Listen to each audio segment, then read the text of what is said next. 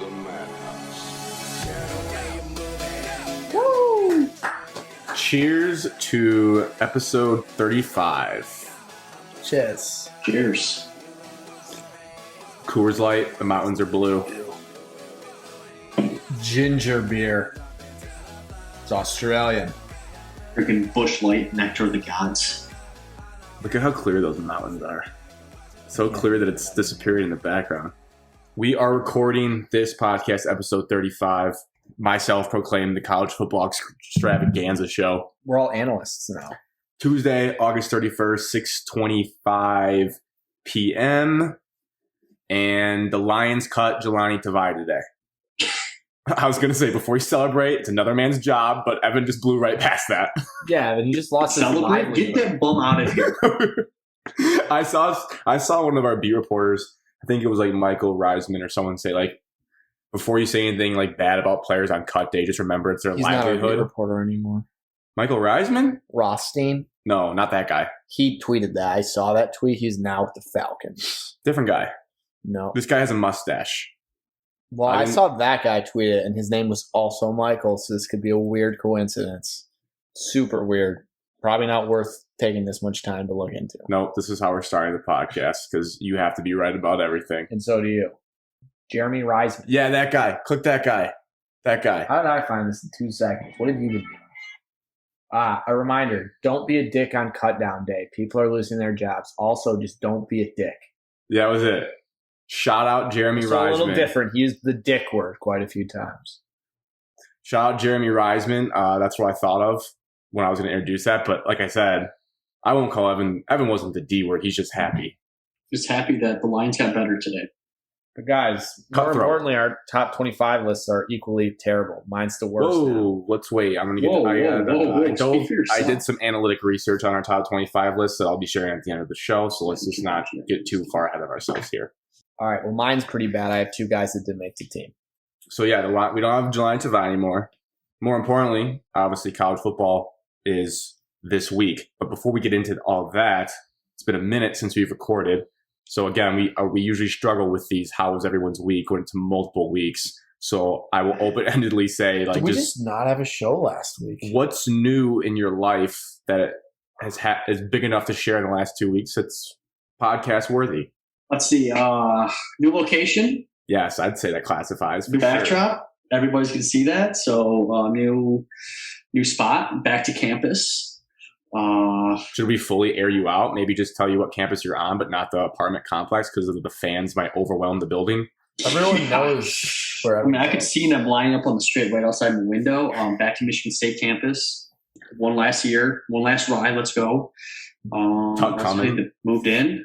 Other than that, camping trip was fun. Haven't recorded since camping trip. Oh, yeah. And fantasy draft last week. Great time. Those are the 3 biggest things that happened recently. Yeah.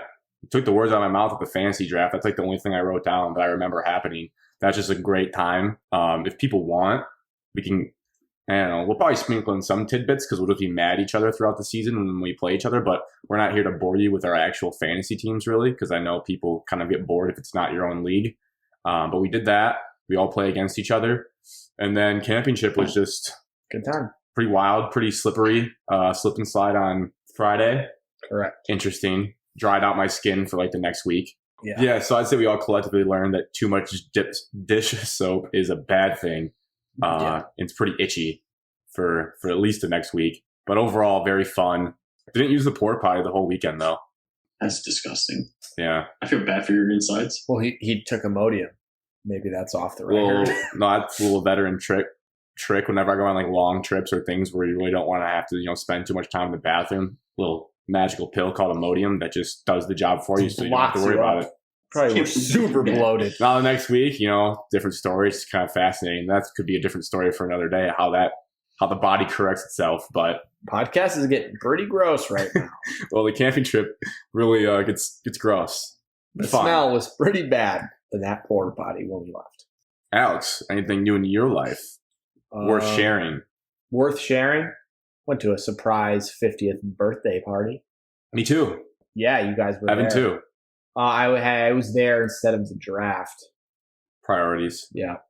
And then I think the only takeaway from that is, the surprise party was a success if the person cries. And if Confirmed they cried. with that all being said, unless we're forgetting anything, let's move to college football.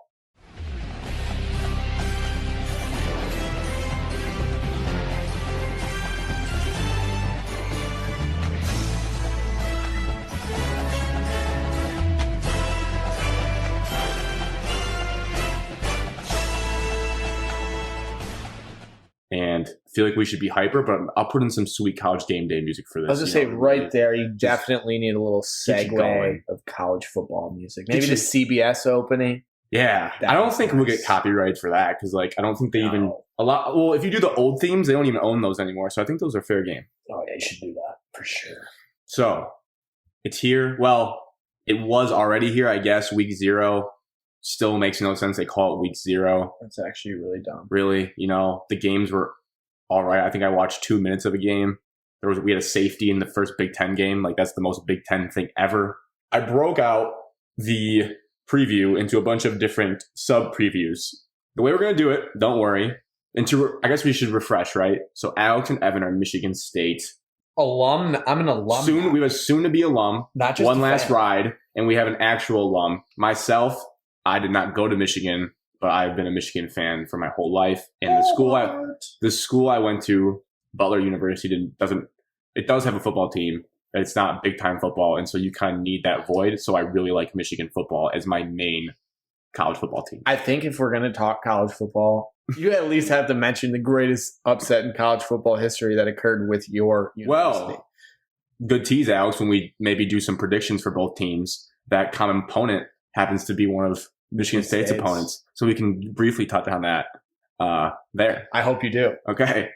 Yeah, I'll give some That's exciting. love to the Bulldogs. Anyways, so the way we're going to do it is, again, Just get into it. well, listen, there's still timestamps. So if you get bored of any part, like if you really hate Michigan, see, I don't know, there's some Michigan fans out there that like don't, and vice versa, like where Michigan fans don't want to hear anything about Michigan State, or Michigan State fans don't want to hear anything about Michigan. I kind of love knowing everything about my enemy. Like, I like knowing what my enemy is doing. I like to know what Ohio State and Michigan State are up to. I like to follow them, have my own opinions on them. So if you're one of those people who just listen to the whole thing, and we did this with you in mind, so we're going to go Michigan offense of preview, State offensive preview, defense Michigan, Michigan State defense. We're just kind of bot back and forth. So it's not just 30 minutes plus of one team. I think that's the best way to do it. And we can also draw parallels between the two, as we go. It remains to be seen how much of a show this is going to be comparing and contrasting the two teams, because, we could leave the other school out of it when we're trying to analyze, but inevitably with how this rivalry works, we're always comparing ourselves to one another. So that'll likely happen throughout the show. Now, with that being said, it'd be time to preview the Michigan offense for the 2020 season. I'm cool with hopping in to start here and then doing part of my notes, and you guys can just jump in whenever with any takes you have. So the big thing with Michigan, and again, if you're wanting the big picture stuff of like setting up, that was last show. So go do that. This is like nitty gritty show. This is like into the weeds show. So if you want the big picture stuff, last show. Michigan's offensive coordinator, Josh Gaddis, this is his third year in charge. He was the only one that survived the purge of firing of coaches. And a lot of people are kind of split on that. He took over in 2019. I wrote down here, when it comes to Big Ten Conference, we were 6th. And I'm going to say we a lot throughout this episode. I hope everyone's used to that. Feel free to say we for your team as well. We were 6th in the Big Ten in points per game with 31.7, and 7th in the Big Ten in yards at 402. And then last year, 2020, 6-game season, 28.3 points per game. So went down, but was 5th in the Big Ten because offense was, I guess, overall down in the Big Ten. And then yards, 381 per game, again, 7th. So pretty much middle of the pack in the Big Ten in offense. As a fan, there's been some games where I really like what he's done, and then some games where I secretly think Jim Harbaugh is still calling plays, or Gaddis doesn't know what he's doing. It really is a roller coaster ride. The perfect example tying in Michigan State is in 2019 when they won handedly. They ran a lot of bubble screens and a lot of motion and kind of jet motion on the outside. Like DPJ got him in space, which is what Gaddis claimed he wanted to do when he came here. Speed and space this, speed and space that. They did that. They out-athleted Michigan State in that game, and it was perfect. Now you flash forward to 2020. They lined up in an I formation and just ran Haskins up the gut, and it got stuffed over and over again by Antoine Simmons, and we never adjusted and tried to run bubble screens. They got Blake Corum involved a little bit, and we saw success on a touchdown run there, but it was not consistent enough. So that right there is a small microscopic view of like the overarching, like sometimes he's good and knows what he's doing. Sometimes it hasn't looked good. I'll leave it up to you guys if you want to hop in there before I go players. I thought we were just going to let you go for a few minutes. I mean, I That's could, fair. but you covered that pretty well. My stuff is pretty plain. Just out of curiosity, have you guys noticed that like in our matchups where sometimes it feels like Michigan is just trying to put Michigan State in a phone booth, which is not how you should play against Michigan State? I feel like you tell me that every year, so I'd probably I do. That's biased probably the in most. thinking that. That's the most thing I probably say. I think sometimes you guys At spread out. times they try to, but I think when you guys beat us 2 years ago, 44-10, you guys didn't do it, and you found great success. Great Thank you, success. Diego. Yeah, I just, well, in my honest opinion, I think just at times like that's all you guys could go to, like where you knew you were either prepared or adjusted well, or this offensive game plan wasn't working, so you just tried to go as basic as possible and thought that your guys were better than our guys. I'll also say with Michigan State in general, the key to beating their defense the D'Antonio years was spreading them out, bubble screens. So Michigan State Crossing patterns like Ohio State type saw stuff. that from like every team they played. Yeah. Utah State did a really good job against them doing that. So talking about speed, my goodness, and like tempo. So diving into players, Cade McNamara, the quarterback, starting quarterback, confirmed. We know that. That's a difference between the two teams this year. There's some question marks that we'll get to with Michigan State. We know he is starting this season. His stats, I mean, he played in 4 games last season, appeared in 4, started 1. So not a huge sample size. Had about, I don't know, I'm looking here, a little bit over 60% completion rate, but again, only 71 passing attempts, 425 yards, 5 touchdowns, no interceptions. So pretty clean football. Not going to shock you with legs or anything. I think the guy to me for Michigan fans is what I'm latching on to for Cade McNamara is, can he be like a Jake Rudock? And that will tie into my overarching thoughts of possibly this Michigan team a little bit later. But keep in mind Jake Rudock. So he played 1 year at Michigan, 13 games for us, 249 completions, 389 attempts. That's 64% completion percentage, so pretty solid. 3,017 yards, so just got over that 3,000 yard mark. Only 20 touchdowns, which seems kind of low, 9 picks. So an okay ratio there. But you look at him, I mean, he led in Harbaugh's first year the team to 10 wins, that 10th win being a bowl game. And if you can get numbers like that from Cade McNamara, I think you have a chance to be pretty competitive in almost every game you play this year. Now, I know we've only seen him 4 games. He did not play against Michigan State. Is there anything you guys have seen in that brief stint or any thoughts on Cade McNamara in general? Yeah, sure. I just want to, is he the guy? Do you really honestly think that he is the guy that lead Michigan to 10 wins? No, I don't think he is. I think He's a little more athletic than Jake Rudock, but I don't think he has enough around him to succeed. Offensive line, including in that. I just don't think you have the athletes around the perimeter to help Cade McNamara, and I don't know if he actually fits the offensive play style, like the spread formation. I think if you had if you put him in Jake Rudock's shoes, I think he potentially could have been better than Jake Rudock with that offense because it was a more power eye, 2 tight ends, and you had decent playmakers. I just don't know if Cade McNamara is actually the answer, or they're saving J.J. McCarthy just so they have like something to go to when the coaches get reamed out for when he doesn't play well. Yeah, it is a sneaky, like classic coach move where you keep the young quarterback hidden. So don't fire me yet. I still have this young quarterback ready to go. So it could be something there. I don't know what you're saying. I would agree with Evan just in the sense that I think Rudock was put in a better position to win than Cade is going to be this year. So it's going to be hard to compare the two. But I do think Cade's more athletic and potentially could be better than Jake Rudock. I would proceed with caution. He's played 4 games, started 4 games, or just played 4 games. Just appeared in 4, started 1. So he Only for a looked quarter. he looked pretty solid in some of that action, but you never know.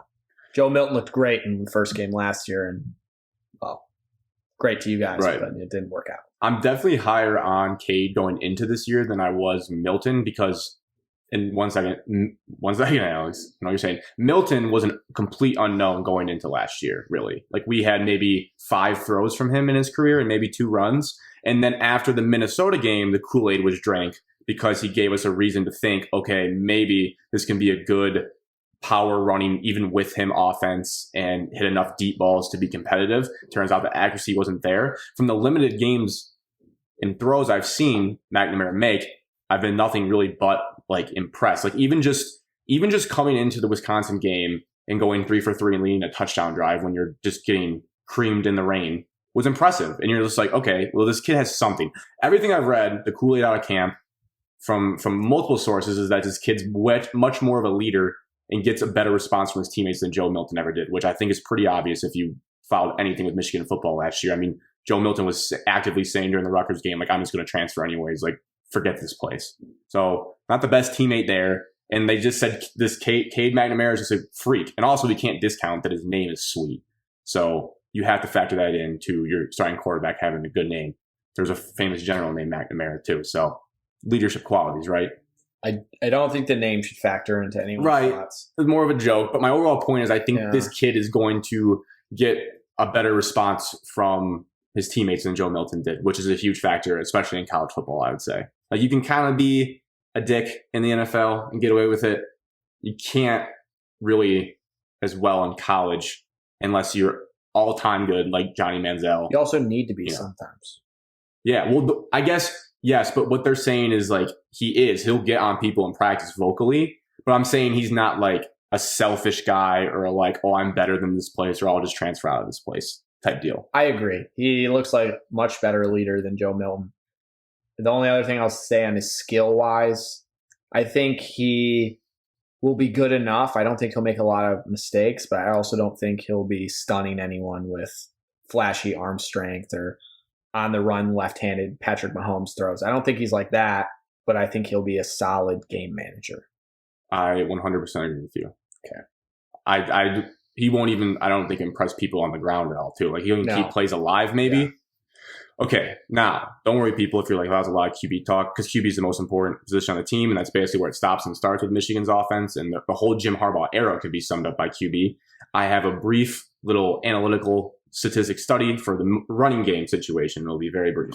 So I went back to 2018, because I had this thought in my head of how Michigan's utilized their running backs. I just wanted to see if the stats backed it up, and Alex is peeking over to see if the stats do back it up on the side eye and here, the screen. But 2018... one of the better years for Michigan under Coach Harbaugh. 11 games Karan Higdon played in, so not even the full 13. He had 224 rushing attempts, 1,178 yards, 5.3 per carry, 10 touchdowns rushing. And the next highest rusher was Chris Evans with 81 carries. So just kind of remember the carry split. 224 to 81. Okay? We moved to 2019. Not as good of a year for Michigan football. They were still competitive, but just not as good as that 2018 team. You have Charbonnet with 149 attempts, 726 yards, 5 yards a carry, 11 touchdowns. And then Haskins in 12 games had 121 attempts for 622 yards, 4 touchdowns. So we went from 224 carries, 81 to a 149 121 split. Okay. And then we go to 2020, by far the worst of the Harbaugh era. We have Hassan Haskins in 6 games, 61 attempts, 375 yards, 6 touchdowns, 6 yards a carry. So that's something nice there. And then your next highest rusher was Joe Milton with 38 attempts and Blake Corum with 26 attempts and Zach Charbonnet with 19 and Chris Evans with 16. So I know it's only 6 games, but if you just think about the gap between the leading attempts guy and the next, it's shrunk over those years. And I think the record getting worse is in correlation to that. You can't 100% prove that, but that's my opinion on the team. I've always thought Michigan has been a better program when they have a bell cow back and sparingly use a change of pace back in the receiving game and on third downs, whatever. And my hope is that is what they have planned with Hassan Haskins this year, is to get him over 200 carries in a season and to get him to 1,000 yards rushing. and to get him to double-digit touchdowns, and then you can sprinkle in your Blake Corums and your Donovan Edwards as much as you like. That's simply my thoughts on Michigan's running game, and I'd be curious to see if you guys have felt that at all. I mean, the Higdons of the world were beast. Vincent Smith was a solid player. Though you need to give guys like that 200 carries a game. I was curious about your guys' philosophy in general 200 carries a season. Just curious if you guys like that philosophy, or you kind of like the whole running back by committee approach. I think the committee approach can work.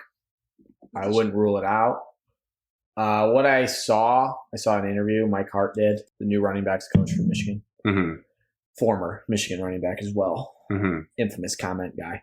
He said, "What did he say?" Just kidding. He said that. You're throwing me off, Grant. He said that easily rattled. He said that he's going to play the best running back for each situation, and he went into specifics about goal line situation. Whoever does that the best will run it then, and whoever is the best first down back will do it then. Classic coach speak, but also for your bell cow approach, that isn't probably what you would want to hear, because you want Hassan Haskins to be basically a 3-down guy. Maybe Blake Corum on 3rd down, I'd guess, catch the ball a little better. Yep. Or Donovan Edwards, honestly. I don't think Michigan will go full bell cow. I don't think in today's college football many teams really do that anymore. But I think it can work, and I like it. I've seen it work. Yeah, I want to be different. But it also can, some college kids don't even want to be full-on bell cow because they're ruining their bodies before they get to the NFL. So. Very interesting you said that, because I was talking to 2 of my cousins who are Michigan fans, Michigan alums, and one of them made the comment that he thinks maybe Harbaugh promises some of the running backs that come in that they're not going to run you into the ground, so you're fresh for the NFL. And I was like, well, we've had one drafted in the last 5 years, so maybe that plan's not working. Did Evans get drafted last year? He's the only one. Oh, wow. To ever in 5+ years, I think. He didn't even play that much. Well, he hasn't played yet. No, in college. Right. Well, he got suspended. Makes sense. Yeah, for academics, but Evan. Bell cow. Evan's a bell cow guy. I know it. How do you feel about Charbonnet going off last week, Grant? Did you see that? See his stat line last week? Yeah, I always thought he was a talented kid. I think he probably left because he's like, dude, just make me the bell cow. He had a similar stat line against Minnesota, and he was playing Hawaii this week, so maybe it could be because he didn't get that many carries, but they blew him out, so maybe that's why they pulled him. But I don't blame him. He was a high recruit, and he maybe was like, I shouldn't be splitting carries with Chris Evans and Blake Corum. Blake Corum had more carries than him last year. He's probably like, this is stupid, so I'm just gonna leave. Today's college football. From the outside perspective, I just don't know if Josh Gaddis is ever wants to commit to the run. I think he's a traditional spread guy where he wants to do RPOs all the way down the field where he throws 60% to 40 times, 40% for a run. And I think that's the way he wants it. And I think it's a little hard for him to just line up and run the ball, 40 times a game, just call runs when in theory, you're trying to, for RPO game or spread, you're calling a play and then you have multiple options off of it. And maybe that's a read. Maybe it is a throw read, but I think just the way the play calling, I think it's hard for them to commit to a run. And obviously with the offensive line struggles, it's harder to commit to a run. It's hard to get the run game going. We'll talk about that with Michigan State. And then obviously if your defense struggles a little bit, you're behind, you'll be throwing the ball more. So then you're not relying on it. But I do think, you find one guy for Michigan's sake. It's going to be different for Michigan's sake, but I think for Michigan's sake, I think finding one guy and the hot hand and let it go, let it ride and see what happens. Because I think it would be the best case scenario for them. I know you have the 5-star freshman from the state of Michigan that everybody wants to see, but maybe it's not his time yet. And I think when you get the experience out there, and because high school is way different than college, and then that second week, that game is staring everybody in the face. You have to get ready for it. The first week matters. It's about quality, getting stuff on film, quality reps. Yeah. And leading into that little tease, they did basically guarantee that Donovan Edwards will see I didn't say how much action, but we're going to see him. So I'm very excited to see how that goes. But yeah, to your point, like, and that could be like what Mike Hart's alluding to with the situation. Like maybe the situation is just who's ever hot that game is we're just going to ride you. And then depending on the matchup, if we're trying to spread you out more, it's quorum. So we'll see. I do not have another stat analysis for the wideouts. There's still a lot to be proven there. We know Ronnie Bell is going to do Ronnie Bell things. He'll be solid across the middle guy, going to win a lot of contested balls. He is not going to take the top off of any defense in the Big Ten. It's just not what he does. Pass for Penn State for a championship. He did drop a pass versus Penn State to tie a game that I almost willed them back to because I was just screaming at the TV when we were down multiple touchdowns to get us back, and he dropped it. But it does feel good knowing that like you have a guy that can give you that tough third down, that's your relied upon target to get over the middle. Everyone's saying that the breakout year, I heard it last year, didn't really happen, 6 games as well, but he did have some flashes. Cornelius Johnson, outside receiver for Michigan, a little bit more height than the rest of the roster. So that's good because in my mind, when I think about the best Michigan wide receivers I've seen, they've all been taller as opposed to little speedster guys. So I like the prospect of him. Everyone praises his route running. So hopefully that, we can see more glimpses of like his route against Indiana that he had last year. That was a great catch for a touchdown. We need more of that. So maybe he'll be an outside threat. And then you have like your little speedster guys that I alluded to, your Mike Sainer-Stills of the world, your AJ Hennings, who I'm personally very excited to see because he's supposed to be like the fastest dude on the team. We didn't get to see him that much last year. Roman Wilson, who actually was very surprising, probably slept on because he actually made an impact as a freshman, made some big catches. So we'll see how he grows. And then to me, the X factor, and he might not, it'll be one of those things where this guy's either going to make an impact or he's not even going to be talked about, is the Dalen Bolden transfer from Jacksonville State. Because when you look at his metrics too, he's similar build to Cornelius Johnson, but supposed to be faster. He's supposed to be a tall guy. And he basically just ran vertical routes at Jacksonville State. Obviously, he's got to do more of a route tree. But if we just find a guy who can take the top off of a defense, who's tall and can do so, I think that gives you more of a dynamic of not comparing him to these guys, but gives you a similar dynamic that Nico Collins and DPJ brought. More so Nico Collins. He was our deep ball guy who sat out last year. If we can get that element back to the offense and people have to respect that and then give you more room for the speedster guys and Blake Corum space, that'll be huge for Michigan. So I'm interested to see how quickly he's adapted and if he actually has a real role on this team, or it's just kind of one of those like hype transfers that doesn't really do anything for you. Tight end, Eric All dropped 1,000 passes last year. He looks the part, but if you can't catch, you can't play. So I don't think tight end has actually typically been a strength for Michigan. I don't really see it as that way. It's like average at best. I didn't even really know who those tight ends were reading the depth chart. So. It's really only Eric All. That's the only guy. But he drops a lot of passes. He's a practice hero. So we'll see if he gets that corrected. And then I'll just wrap up quickly because I don't have much to say about the O-line. The reports out of the team are that this could be a revolving door of 8 guys, or they basically said there's 8 guys that could start. So obviously you think, oh, that's a good thing. We have depth, which is good if there's injuries because there was last year. But it's also scary because like you need to make sure you have the right 5 in the right spots. A big thing with Michigan is like there's a lot of debate over who should actually be the center. And like, do you want to have a great center and then sacrifice the guard spot or hopefully balance out the two between all the people? Personally, I actually wrote down, like I deep down believe that the O-line will be a strength for Michigan this year if they can get the pieces right. There was injuries last year, including Jalen Mayfield, who we lost to the NFL. So it's like people are going to be like, oh, you lost Jalen Mayfield to the NFL. Well, they also played most of last season without him after an ankle injury. So they accustomed to that. They just need to make sure they have everyone in their most comfortable positions. And if there are some injuries that happen, which always happen in college football in the offensive line, hopefully they do have 8 deep that can fill in. So we'll see. And like we said, like Evan said, offensive line is so important. Like Cade McNamara is going to need time in the pocket because he's not going to be like a crazy play extender. That's pretty much all I have for the offense. My overarching thought was just other than a few guys, there's just a lot of unknowns, a lot of question marks, a lot of guys that need to take a big step in order to really improve as a team. So it's tough to judge. Yeah. I think if I'm basing off of, like I said, the points, kind of the beginning here of Josh Gaddis, I would expect this offense to score at least 30 points a game. That should be their goal.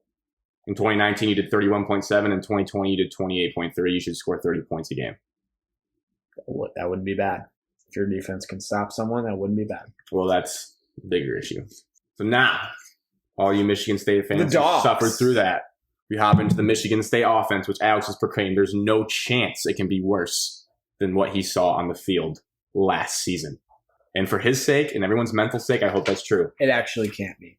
I'll let you guys. It cannot be worse. I'll tee the ball up for you guys on this one, so you guys can rip into it. I did write down some thoughts, but I don't have a ton. I kind of did my thoughts as like, as a Michigan fan, when I look at the Michigan State offense, like what parts of it do I not fear, and what parts would give me concern in a matchup against them? Where do you want to start? Obviously, the number one is the QB battle. Yeah, we got a good old fashioned QB battle. QB That battle has been decided behind closed as doors. of right now on 8:31, 7:01 p.m.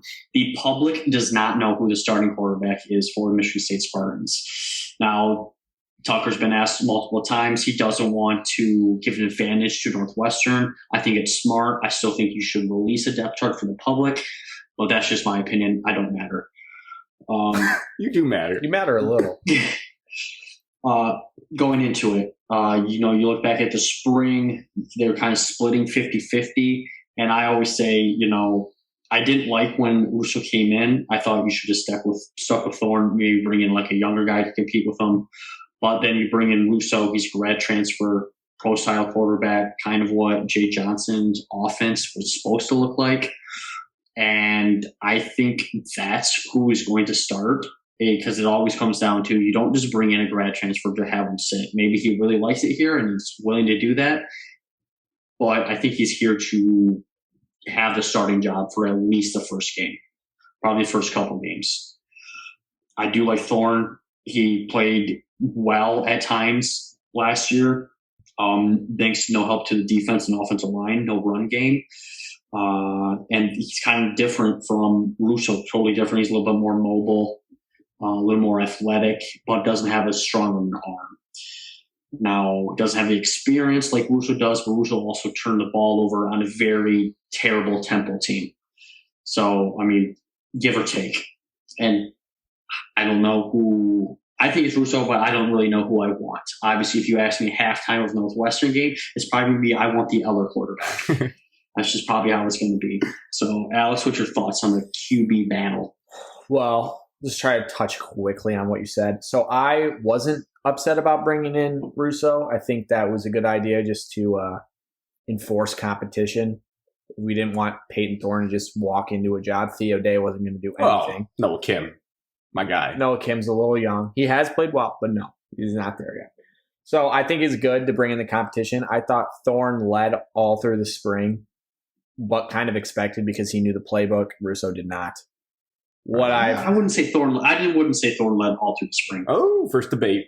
Well, regardless. Then what I heard was that Sources. Jay Johnson decided the quarterback after the second scrimmage, and the stuff about the second scrimmage was that Russo played really well. So I think I would agree that it's probably Russo that starts. He is the more experienced. I also don't know who I want. Russo is the gunslinger, you could call it. And Thorne is very similar to Cade McNamara. Like, they are very similar comparisons, I think. Where he's not going to blow you away, but he can manage the game. He did have a few turnovers last year, but that team stunk, and he had to force throws. Russo had a lot of turnovers at Temple. Also, he had to try to win the game by himself with a bad team around him. So I think both of them will drop the turnovers this year. Were these turnovers like a mix of like fumbling and interceptions? Mainly picks. Mainly Russo was throwing the ball into like double and triple coverage to try to make him play. Yeah. Got it. It's not good. If you watch the film, it doesn't look good. No, it doesn't. I would rather have that guy. It's like, ooh. No, but Russo can also make throws that other guys can't. He probably has you could call an NFL arm. Oh, strength-wise. tingle. And then if you want to get down to the nitty gritty, you're like, okay, Russo is, roommates with our new transfer, Kenneth Walker, but Peyton Thorne played high school ball with Jaden Reed. So, chemistry here and there. Yeah. Who do you want? And you talked about Cade McNamara's leadership. I think Russo's the more vocal leader, but I think both are good leaders and both have respect from the locker room. So I don't think that'll be a problem. So that's good. My sources, they're both leaders on the field at practice situations. They're kind of more of a lead by example. They're not going to blow you be away as vocal as some quarterbacks in college football, but they did or have shown, leadership values on the field. Do you guys think it's going to be like the first game? This is what I wrote down as a concern, and it's just as a bigger picture college football thing, not Michigan State specific, but it applies to you guys this year. I hate when it's like the first couple games are used as like a tryout and they don't let a guy play the whole game and they're like 50-50. And I think that's when you just shoot yourself in the foot and you get off to a slow start and you never figure anything out.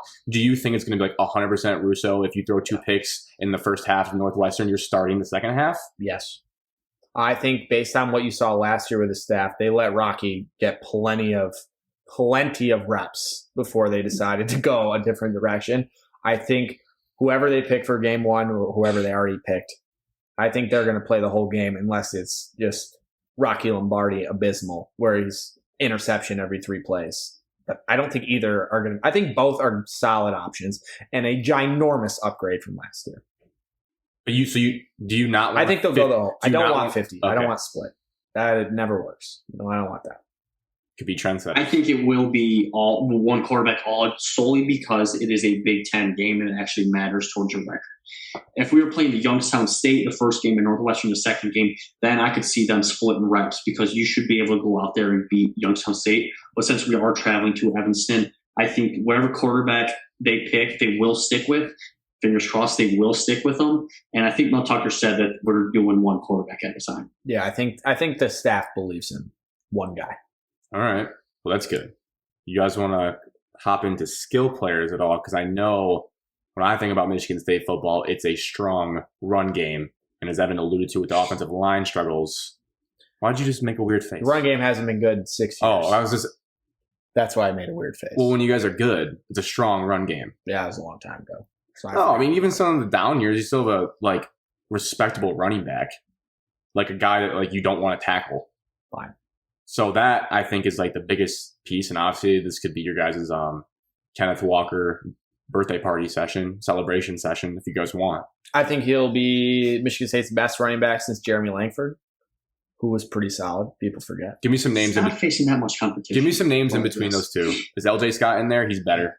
Kenneth Walker, I think, will be better than LJ. Wow, LJ Scott's a legend. Was he? Yeah, I feared him. His freshman year. Who else? Give me some names between. Gerald Holmes. Nope. Dre London. Big guy, I think. Connor Hayward. Nope.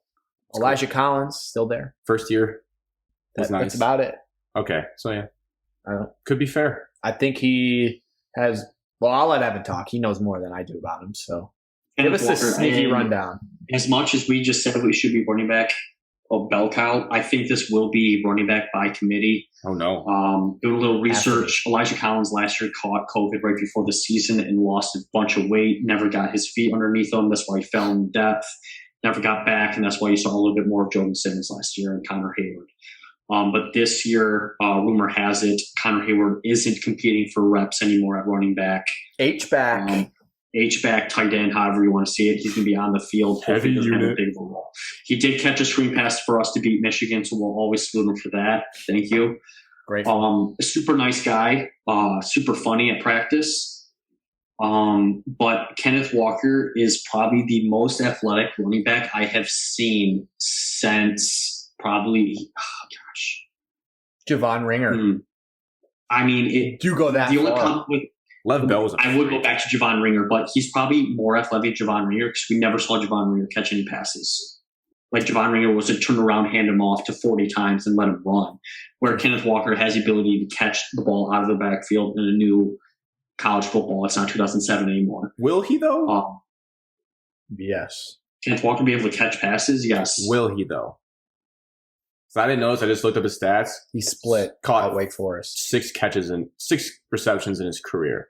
That would make me nervous. Split. I'm not saying that's bad because I'm saying you guys have like Harold Joyner and you have guys that can catch passes. I just don't know in games is he going to be used like that. He can catch passes, yes. Oh, I think everyone he can.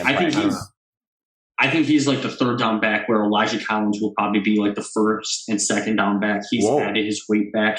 He's looking good in practice. And Kenneth Walker's kind of like the shifty, more different running back. You're telling me Kenneth Walker's not going to play first and second down? Because I envisioned him as like a 3-down guy. I completely disagree with what Evan said.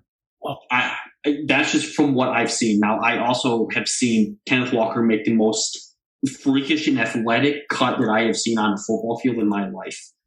Wow. Get the fans jazzed. My jaw dropped to the floor, and I probably should have been doing something more useful, but I had to stare at the play. It was electrifying, and I was like, I am so lucky he is wearing green and white. But with that being said, I think they're going to go to like the senior in Elijah Collins and a little bit. And I still think Elijah Collins has wheels left on the track, whatever you want to say. He's not a senior. He's a solid running back. Tread on the tires. Yeah, he is. Unless he's got like another eligibility year. And so I think those two are going to be the main guys that run the ball. And I think for this team, I think it might be whoever has the hottest hand because we saw that last year with Jordan Simmons. I agree. So It'll be those playing well. But I do think third down situations, you're going to see primarily Kenneth Walker out there. And then, like, first and second down, you're going to see a little bit more of Elijah Collins in those situations. I'm not saying Kenneth Walker won't play first and second down, but I'm just saying you'll see him more on third down over Elijah Collins. I think we're going to see a lot of 2-back sets. Well, I'll be Grant stats guy here, just purely off stats. I think not making Kenneth Walker a 200 attempt guy in this season's a mistake based on just yards per carry. Agreed. His freshman year at Wake Forest, 6 yards per carry. Next year, 5 yards per carry. Elijah Collins is 4 yards per carry, 4.5, and 2.2 last year. So I'm fully on Kenneth Walker. So what I was saying was yards per carry wise, which I think matters. I mean, obviously stats tell a different story. And like you said, Elijah Collins, the 2.2 I think can't be held against him because he did have COVID. And everyone on that program said he was a different guy, like in a bad way. Now he's a different guy in a good way going into this year. So I guess we'll still see. But I think I would be happy as a Michigan fan seeing Elijah Collins line up on first and second down. I would be a little bit more scared if I saw Kenneth Walker. You're going to see Kenneth Walker a lot more than Elijah Collins. That's just my personal gut feeling. And what you would want? I absolutely want him to be full-on bell cow. Need more cowbell. Now, what? To potentially the best position group on Michigan State's team, we have to mention. Well, yeah, I mean, the receivers. Skill players. They're not the best in the Big Ten. Alex thinks they're like top 2 in the Big Ten. I think they're the second best receiving core in the Big Ten. They're not. They're underrated. They are underrated. They are underrated, but they're not. I mean, Penn State has a better one. You don't actually know that. No, I do. There has been no games played. We have not played any. If we're going off of last year. Yeah, with Rocky Lombardi at quarterback, so you have to throw that out. It'll be on this year only. I think Michigan State's receivers. So we're throwing out Michigan's record last year. They had Joe Milton. I think Michigan State's receivers will be, as a group, the second best in the Big Ten. And I think you'll think that at the end of the year, too. Whew. Evan? It's a lot of teams, man. Well, I don't know if you can say group. I would say a duo. I think there's going to be a lot more tight end sets. We've added tight ends to the roster. And like you said, there's going to be a lot more running back sets. So I say duos. I would take our duos over a lot of the duos in the Big Ten. You know, you have some flashy guys here and there. Ohio State's loaded with everybody. They don't count. And then you have a couple teams with like a solid one receiver. But, you know, they're both kind of like similar. Jalen Naylor almost led the Big Ten in yards per reception with just under 20 and 19 point something. And the Jaden Reed led the team in receptions last year with 33. Both freakishly athletes, and I think they can only help whoever the starting quarterback is, and they can play inside or outside. But my biggest thing when I wrote down what we're doing, I would like to find a wide receiver 3. You know, we had it for one game with Ricky White last year for the Michigan, but he hasn't practiced since. Is he on the team? He's on the team, but he is not participating in team activities. So he's not playing week 1? Absolutely not. Correct. Okay. So, you know, you have the freshman coming in, Keon Coleman's getting some buzz around there, and then our guy, our NIL sponsored athlete. I'm not going to say this first name, so I'm not going to say it, but Foster is Montori. kind of stepping up. There you go. I heard He's kind of it's stepping between up him as a and number 3 receiver. him and Trey Mosa. Other than that, it's a lot of wide receivers, see who has the hot hand, who can flash. I'm going to say this kid. I wish I knew what the kid's name, but I think his last name is Mays, or it's not Mize, but it's spelled like Meyes. But he was balling out in McDonald? I don't think it's McDonald. Peyton no. Thorne's high school teammate, Cade McDonald? Sure. He was flashing out in spring ball. He was catching everything. So, a little scouting report for you. If he is in the slot and it's a goal line situation, he will catch a fade route for a touchdown in your corner's face. Wow. It's just a guarantee it's going to happen. Okay. Wow. Well, there was not one corner in spring ball that could cover him one-on-one. It was impossible. Yeah, He was in and out of breaks so fast and just sure hands, and it was electric. Wow. Well, that's a little hat tip. I wrote down. I wrote down of the offense. I said I respect the wide receiver core the most of any offensive unit. I think that's a no-brainer when you look at the team from afar. So that'll be obviously like the team. Look at this guy. Like if you're an opponent, you're a fan of an opponent. He's a baller. Of Michigan State, you're going to be like, okay, wide receivers are what we have to keep in check. And that could change depending on how Kenneth Walker does. But as a Rivals fan perspective, wide receiver core, clearly the most solid offensive unit. Which leads me into my big question that I know nothing about, that I'm hoping you guys can inform me. Can you please tell me about the offensive line of Michigan State? Oh, yeah. Michigan State offensive line in the last 5 years has been very bad, right? Can't run the ball, no protection. It's been terrible, okay? What I've read, what I've heard, is that this offensive line has a chance to be the best of all those. It's the most experienced we've had in a while. We brought in transfer tackle Jarrett Horst, who played at Arkansas State, an offer from Oklahoma to transfer to there. So he's supposed to be the real deal. He'll be starting. Luke Campbell gets to move. No, not Luke Campbell. Kevin Jarvis gets to move back to his normal position where he was on the all Big Ten freshman team his freshman year. So he was considered one of our best linemen. And then AJ Arcuri, I don't know how to say his last name. Butchered that. But he's apparently taken big steps, and he's a huge dude. So he's supposed to be a lot better. I think overall the offensive line is supposed to be much improved. But I've heard that every year for the last 5 years, and it hasn't improved. So we'll see.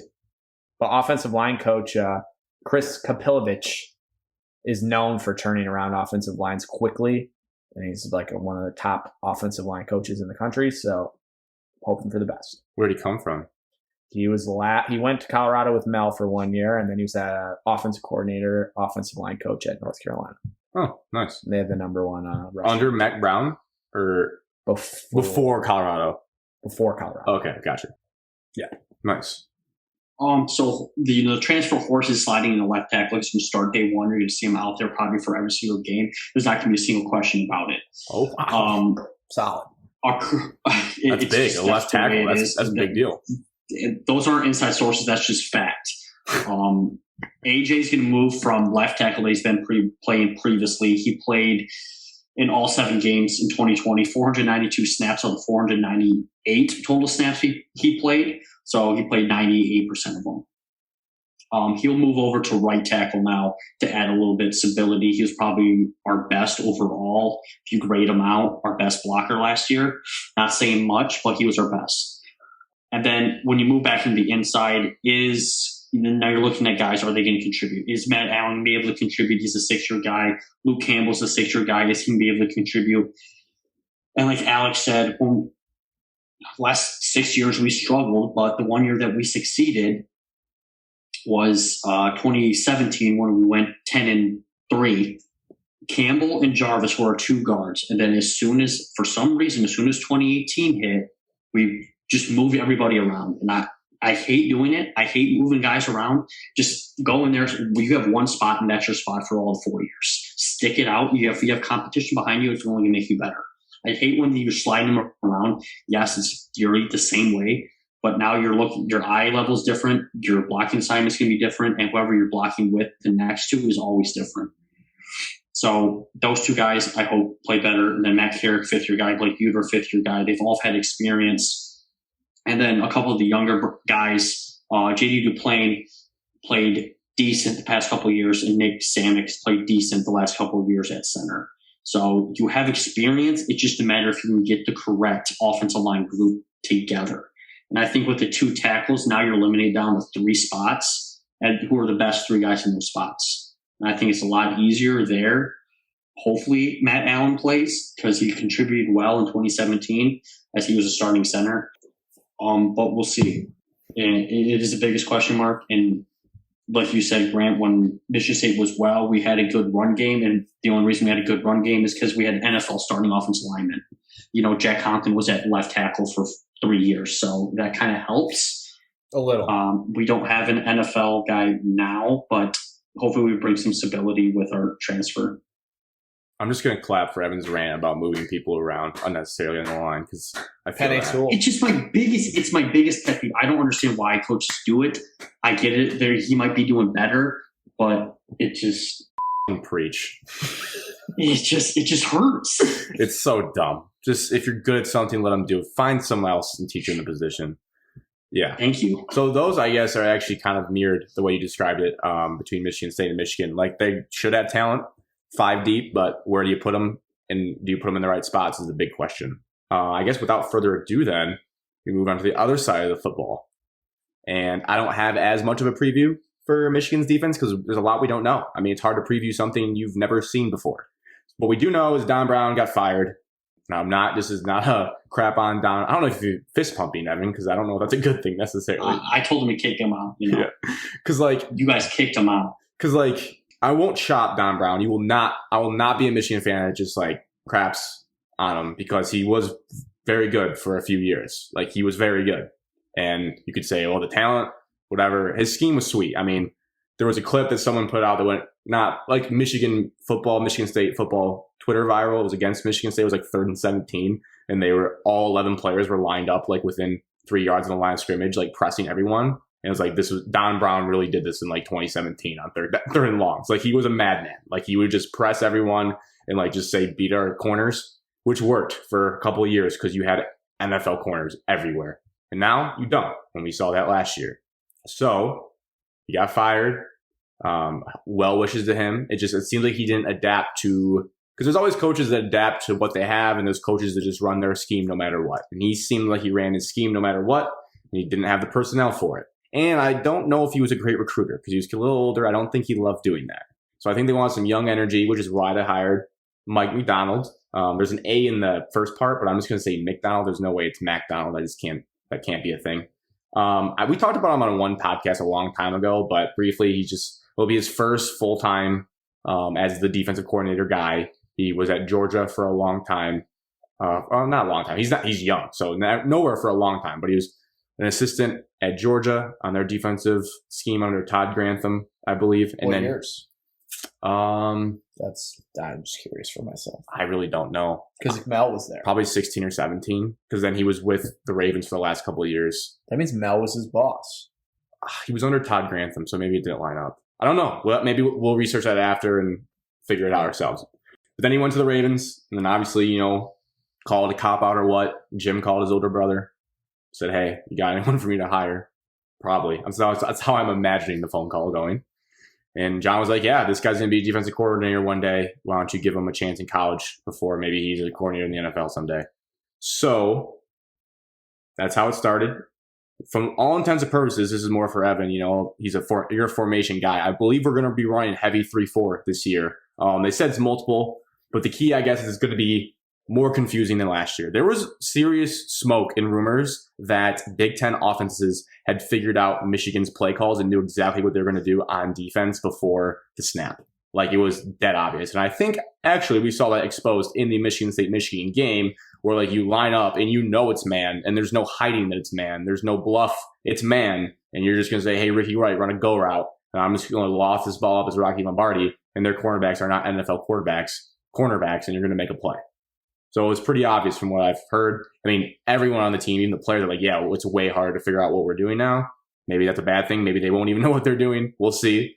I like the idea personally of having edge rushers that are going to be standing up. I think that's more of a modern football thing we've seen in the last decade, and Michigan has not adapted to it. I mean, if you want to go on a bigger level, like we had Kwity Paye in like a 3-point stance all year, and then he goes to the Colts and is a stand-up rusher and is dominating the preseason. Again, preseason, but it's like, why didn't we use Kwity Paye like that when we had him? I don't know. So that's a bump in for my lead-in of the first position group is the edge rushers, obviously the most disruptors in college football. Aiden Hutchinson, so you're going to be solid for Michigan, at least with him. Like, you know what you're getting as long as he stays healthy. Obviously, he was hurt last year. So if you get him healthy, he's going to be one of the best edge rushers in the Big Ten. And hopefully he's like Mike McDonald's pet project of like, how can I line you up to get pressure on the quarterback? Behind him, it's going to be like, prove me, guys. There's David Ojabo, who's going to be an upperclassman. He hasn't really proven much. Michigan didn't really have any sacks last year, like basically none. And they haven't for a couple of years, really. I mean, not like crazy numbers. And then you have Taylor Upshaw, who's also an upperclassman. They're just kind of filling in reps behind Hutchinson and trying to get some pressure off the other side. Defensive tackle, in my opinion, could possibly be the biggest, like, what if, like, if this goes well, this could be pretty nasty because they're high recruits. I believe Chris Hinton was actually a 5-star recruit. You wouldn't know that because if you're not a Michigan fan, even if you are, you may not even really know his name because he hasn't done that much in his time at Michigan, but he was a 5-star recruit out of high school, and he's going to be playing defensive tackle now in the new scheme. And then you have Mozzie Smith, who was a 4-star recruit. Again, you wouldn't know that. He's going to be a junior this year. And basically, if you're looking for the NFL, you need to do something in your junior year. So those two have a lot to prove. I guess they've bulked up, and they're in the best shape of their lives, as everyone says, coming out of camp. So we'll see with that. And then the good news is, where we transition to the back half, is Michigan has their top 4 tacklers back from last year. It's kind of alarming who they were. Looking back, it's kind of funny. It probably says a lot how their season went. It's your linebacker, Josh Ross, which, okay, you expect. And then you have 2 safeties in Brad Hawkins and Daxton Hill leading your team in tackles, which means they're getting 7 yards upfield on run plays for them to tackle them. And you have Michael Barrett. Michael Barrett is an interesting case here as we transition into linebackers. Maybe other fans would kind of remember him from some plays. He was all right. He was a pesky player. He's not going to start this year, all intents and purposes, what we've heard out of camp. He is going to be like your dime package type linebacker safety. Because if you remember, I'm sure you guys know and got sick of hearing it. The Viper. The Don Brown Viper position. That does not exist anymore. The fake position. That's what Michael Barrett played. So they're like, hey, we need you to be a linebacker inside. Can you bulk up? I mean, the kid can only do so much. He was a safety out of high school. So he lost, I believe, the starting job to Nakai Hill-Green, who is a sophomore, who I guess is just blowing away people in camp. So unless the reports are wrong, you're going to have Josh Ross, who's, again, solid player on the team, very old, good tackler, and Hill-Green as your 2 inside linebackers. And then you'll probably see a lot of Michael Barrett, but he's going to be your dime package cover guy because he can, play that. I think it's a good role for him, better than whatever the Viper role really was. And then we transition to the dreaded unit from last year, the unit that made you want to put a blanket over your eyeballs. Vincent Gray and Jamon Green. I did listen to Jim Brandstatter's pronunciations of the roster, but I kind of forgot how he said his first name. Gemon. I'll call him Green. And then DJ Turner. Now, there's been some smoke that I like that Green and Turner are going to be the starters, and Vincent Gray will be the third corner, which I would like. Vincent Gray was a good recruit, high-rated recruit. Just, it's really tough for me to forget about his performances last year against Michigan State and then at Indiana. Like, they were just really bad. Like, I mean, some of the worst cornerbacking I've ever seen in my entire life at any level of football. And so it makes me think that you just have to give DJ Turner a chance. You just have to give the younger kid a chance. So hopefully he's our second cornerback. And then you balance that out, safety position.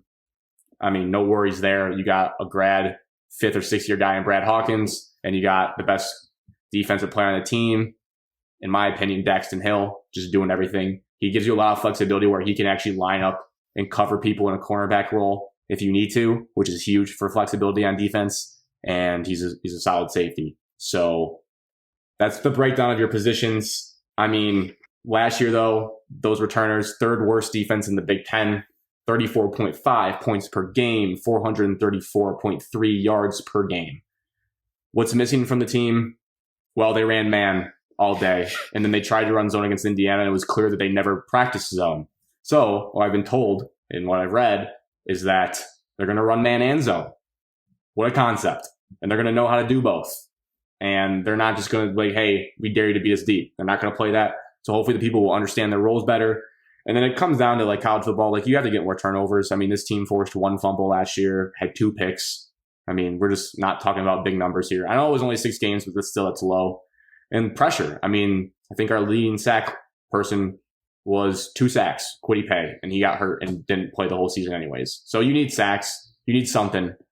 We'll see. I mean, it's a huge test, huge question marks everywhere. I don't know. I mean, this team is going to stop and start with the defense. We can talk about the offense all we want, but if your defense gives up 35 points a game, good luck in the Big Ten. From the Michigan State perspective, I just have 2 brief things since you got most of that covered. Throw the deep ball. From the Michigan State perspective, I would say as a team last year that was learning to do defense, a little different with COVID and coaches getting there later and all that. Michigan's had more time to learn their defense, but I don't expect that to just be a perfect, smooth transition where everyone knows everything right away. I think it's going to take a little bit of time to adjust to that. And then secondly, the only players on Michigan's defense that, as a Michigan State fan, I would be worried about are Hutchinson and Daxton Hill. And that's it. The rest of the defense is pretty unknown. Pretty average. And just nothing scary. From your guys' perspective, too, like obviously when the years that the 2 Harbaugh years, I guess, or whatever, that they were solid, was it just to me, it comes down to edge rushers. Because like when I think about those teams, and I guess a linebacker, like you have Devin Bush, who's a freak, and you have Winovich, and you have young Kwity Paye. Like I think that's like, but then I guess you also have the secondary too. So I guess it's a well-rounded attack. But to me, the most glaring thing they're missing is like pressure on the quarterback, which will then help out your secondary. Absolutely have to get to the quarterback to be successful on defense. Yeah. Just like the number. I think they had 0. I think we had 0 sacks against Michigan State last year. And when Michigan had those great defenses and Michigan State would play them, I wasn't more wowed by the defense, more as I was so disappointed in Michigan State's anemic offense for those years. I couldn't even focus on Michigan's defense because of how bad my team was. Anyways, those years that they were so good, I was more scared of your shutdown corners. Okay. Where if you put 2 guys and you're guaranteed those wide receivers are probably not going to catch a pass, I think that stands out from everything else. You lock down 2 wide receivers, I think it eases up the pressure. Obviously, this is a backwards philosophy. This is what Poncho wearing dude thought of, but Matt Patricia. I mean, that's what I fear. Going into a game, I fear, okay, they have Jordan Lewis shut down corner, and then you have a comparable secondary corner. And pass rushes, I mean, yeah, they're decent college players, but they didn't fear me. I feel like he could still win most of the battles. But going into, I mean, I think Hutchinson needs to improve still. I don't think he's probably your best return to the defensive end, but I still think that's my perspective. I think he's still a little overrated. He doesn't wow me on games. Yeah, he might stand out against inferior opponents, but watching every single second of the Michigan State-Michigan game, I barely noticed that he was out there.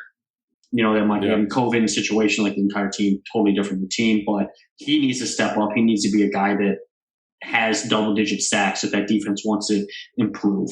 And then I think, Grant, do you trust the new defense coordinator in calling plays?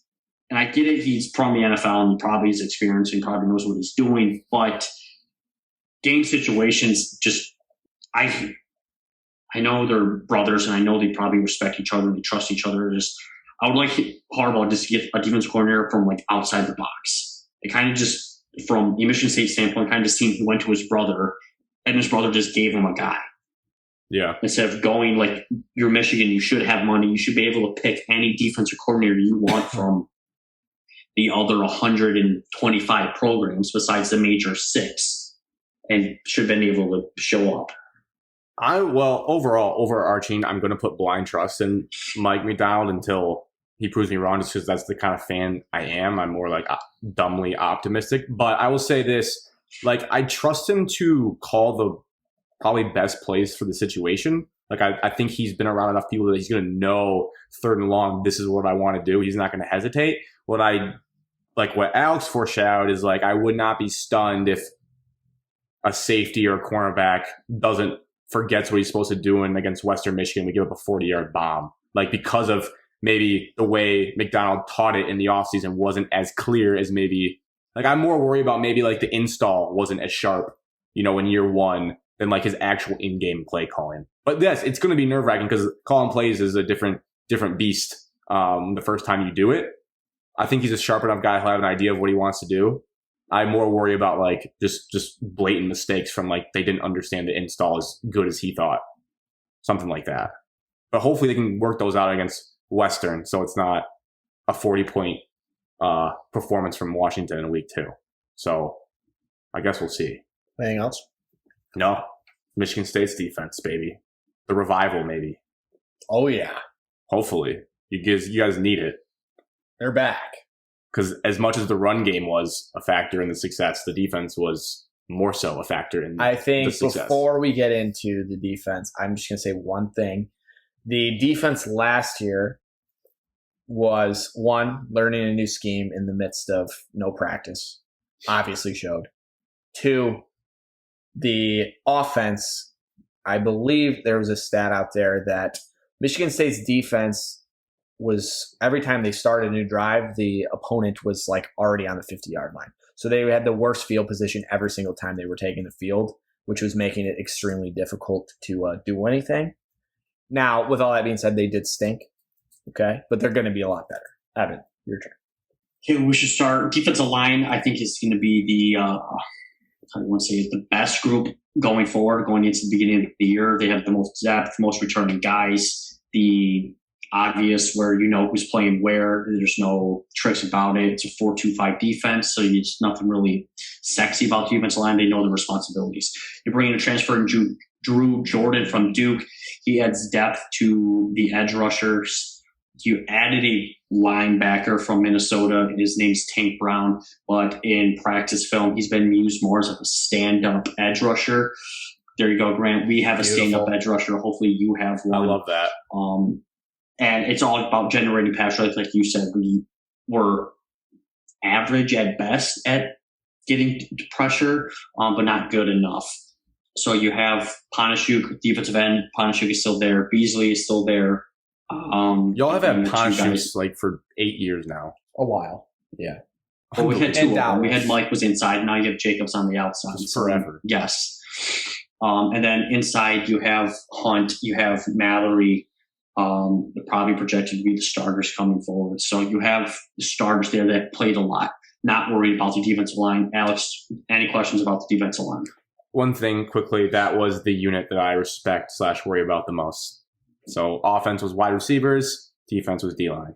I would just say, Just to back up the D-line, point. definitely deepest, best position group on the defense. And I think Jalen Hunt could be extremely solid this year. Maybe the best player on the defense. Wow, breakout player of the year. I think it's possible. I've heard a lot that he's been very impressive in camp. And if anyone's bored, go look at Deshaun Mallory's body transformation. It's wild. It's actually crazy. That is pretty impressive. Have you seen it? No. Okay, so You should look at it. I mean, those are all the same to me. They just every college does that. It's actually insane. Yeah, you get on our college weightlifting program. I'll bring it up. Ivan, you go into the next group. next, I think this is the biggest and most obvious glaring need is the linebacker position. And Tucker even said it in the spring. We need to improve our linebackers. That's why we brought in so many transfers. Spring, most of them, probably 95% of them weren't here yet. They all showed up for summer, fall camp, whatever you want to call it.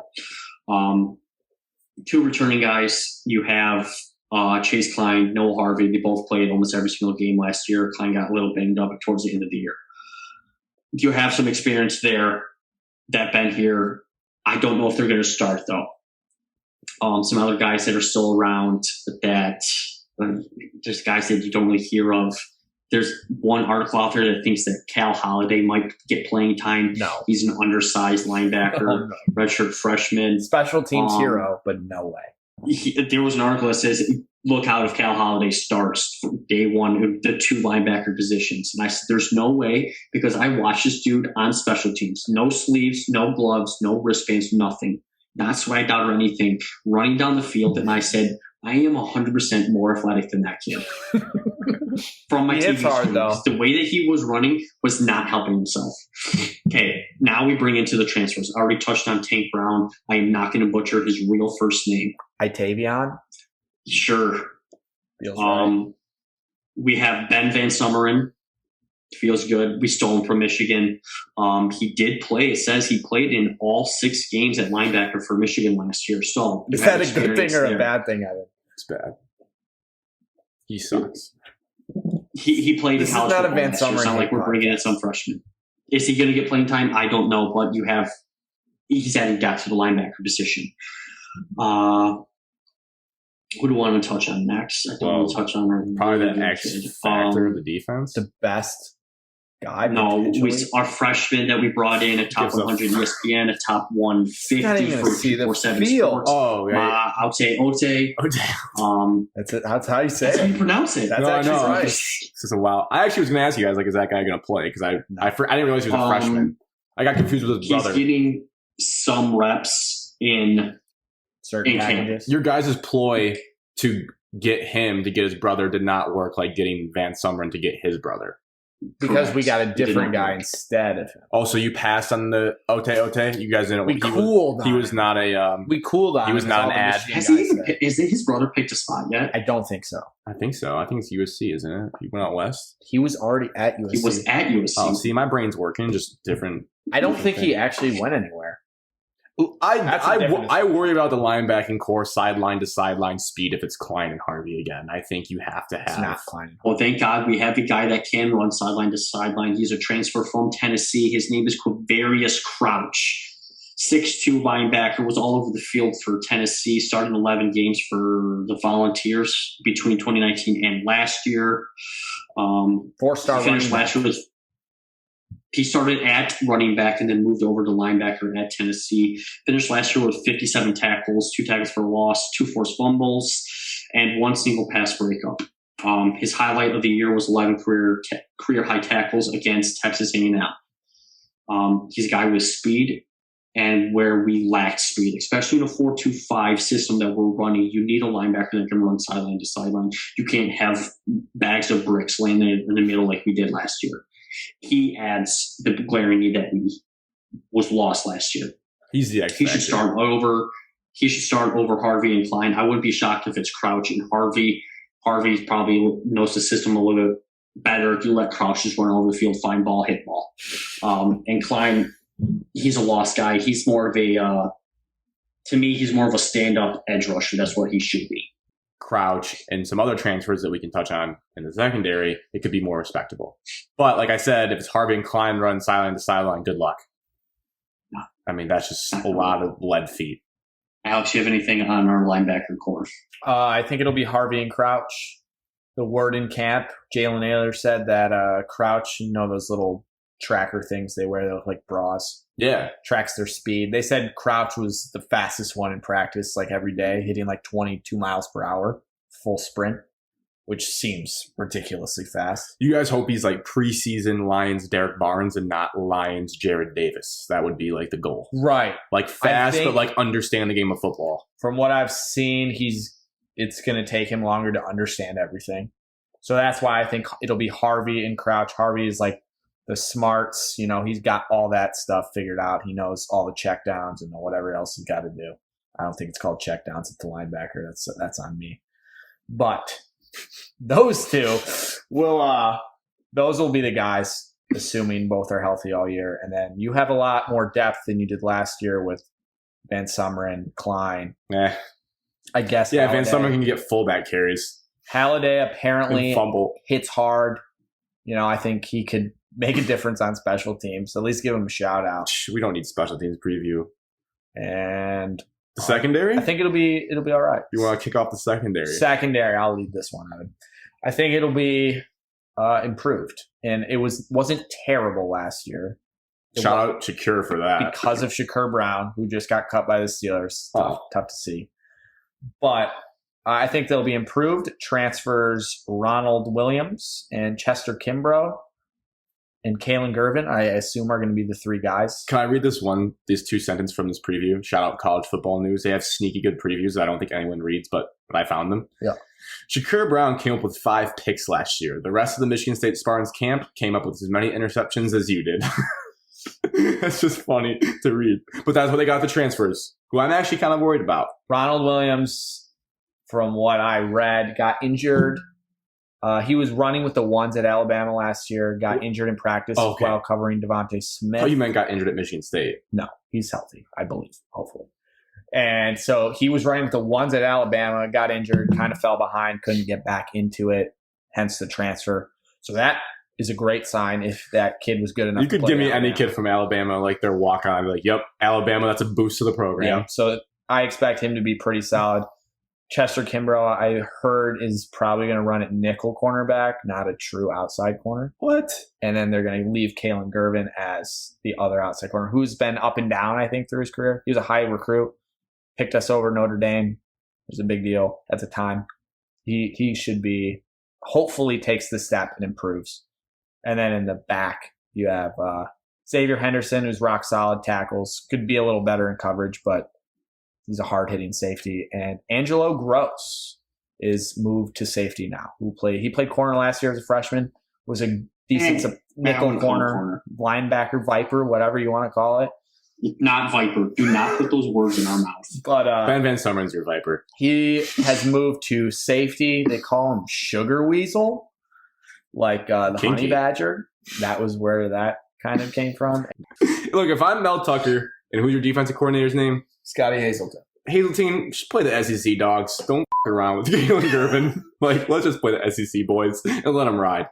Chester starting outside. Ronald, back him up. Xavier, Gross, let's go to work. Kari, Yeah, that's probably what it's going to be. Kari Crump and Gervin, We just run a get 4-2-5. water. Yeah, I guess. We got 5 corners or 5 DBs on the field at all times. Even on like first down? A lot. Damn. Maybe I could see why we got tricked into trying to beat you guys in a phone booth. Too bad we didn't have the offensive line to do it. Because when you have 5 secondary guys, that's where you're most vulnerable, I guess. I think the defense will be improved. But Joe Milton didn't know who Antoine Simmons was, so that's probably why. He realized he couldn't run up the middle. Did you watch film? No, that's just Joe Milton thinking he's cooler than it is. He definitely knew who he was. He just tried to be like tough. Right. But he's not. But he's starting at Tennessee, so now I know who I'm rooting against this year. The Volunteers. Evan, you didn't get to talk about the Green. DBs if you wanted to. DBs, Evan. Ron Birds. Williams, I think, will be stud. Some guy that will just obviously will stand out on film, like all the probably not diehard Michigan State fans, but the casual Michigan State fans that are just like watch the games. You're like, oh, who is this kid? Where did he come from? No, he's a star that came from Alabama. That's where we got him. Obviously, Kimbrough, I don't mind him in the nickel. I kind of would like to see him on the outside, but you have Gervin there who's been in the system for multiple years. Don't hate that. Then, like Alex, you said, you have returning production. Henderson started for 4 years. Rose looked promising as a freshman last year. Sugar Weasel. And then Dowell. I will never, ever, ever call him Sugar Weasel. If he's in a Heisman race like Tyrann Mathieu, you'll call him Sugar Weasel. I'm not predicting that, Grant, so don't clip that. If he's in the Heisman race? And then I Michael just Dowell. was saying he would call him that in that scenario.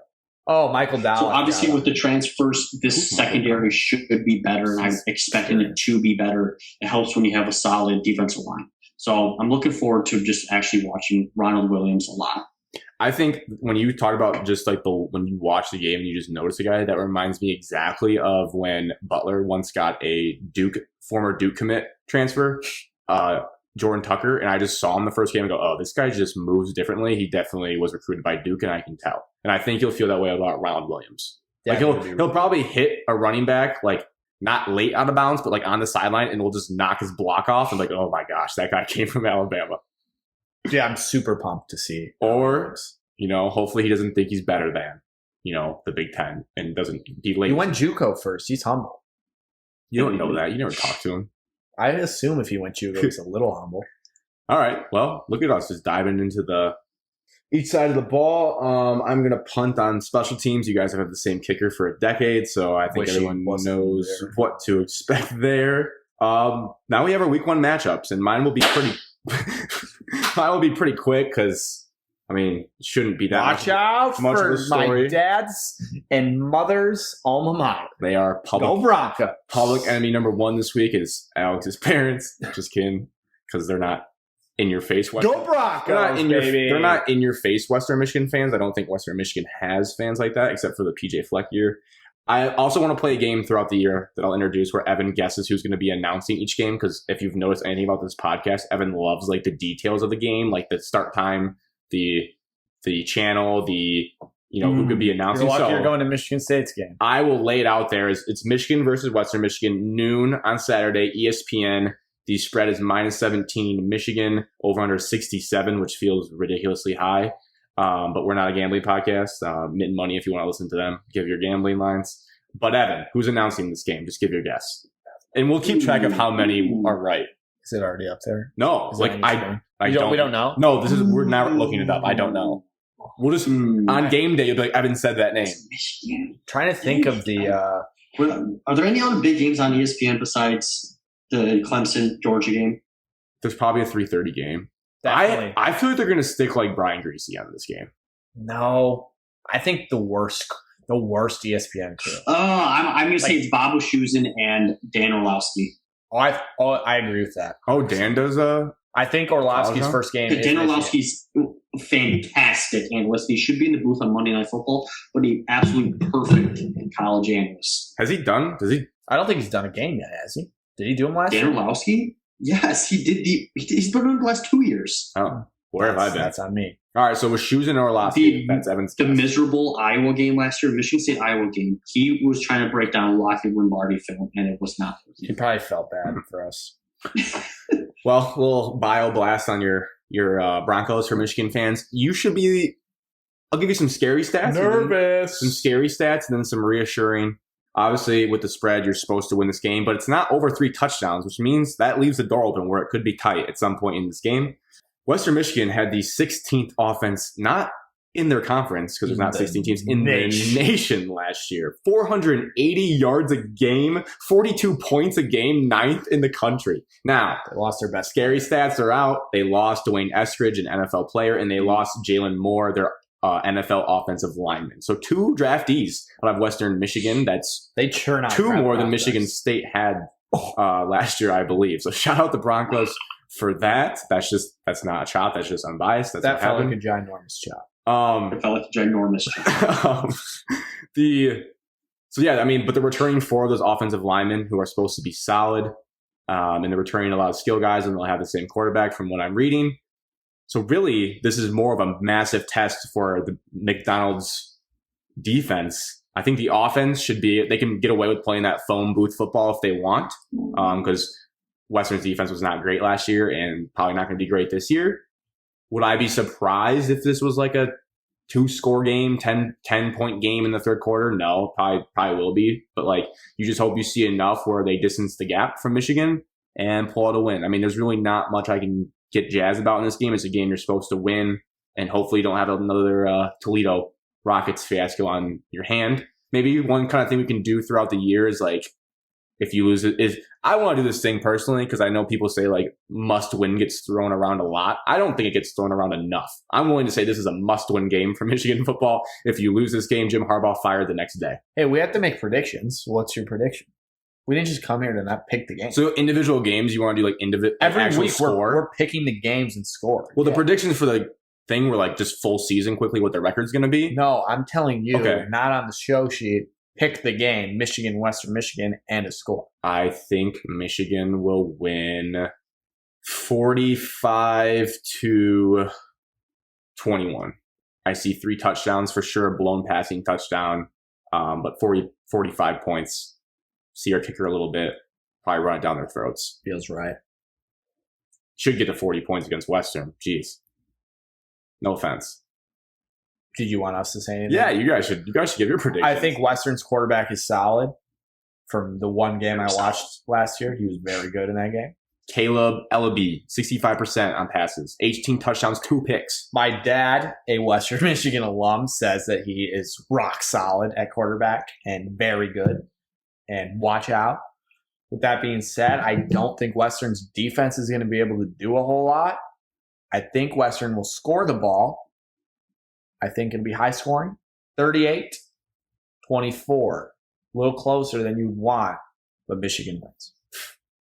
I mean, that's only like 7 points off of yours. Yeah, if Western can weather the storm to keep it close at halftime, I think they'll have a good shot just to stay in it. But, it's kind of do or die season for the coaching staff. So I got Michigan winning still. The spread was, 17? Ooh, yikes. I got 38-21. He's going right on. Push. Yep. My only hope is I hope it's good enough of a game where we get to see some serious J.J. McCarthy action, some more Donovan Edwards run, because I need to see what they look like. I don't feel a blowout coming. What's a blowout? Let's establish that before we get into college football season. To me, 21 and a more is a safe, comfortable blowout. 2 touchdowns is a blowout. 2 touchdowns, a lot can change quickly. I guess it's like if the touchdown's late, then it's not. But if it's like 2 touchdowns throughout the fourth quarter, that's a blowout. You're in control. Yeah, no, I was not on that. 17 at any point feels like a blowout. Feels insurmountable. Okay. Well, that's just not true. But So, you know when you feel. Are we going to Michigan State's game and then the whole season preview? Yeah. Yeah, so now we have Michigan State versus the Northwestern Wildcats. Your bio blast on this game. Didn't write it down because I got carried away, but I know it. It's 9:15 p.m. actually. Read that today in a tweet. ESPN. On ESPN. Everyone's favorite I want to announcer. caution all the kids at Michigan State.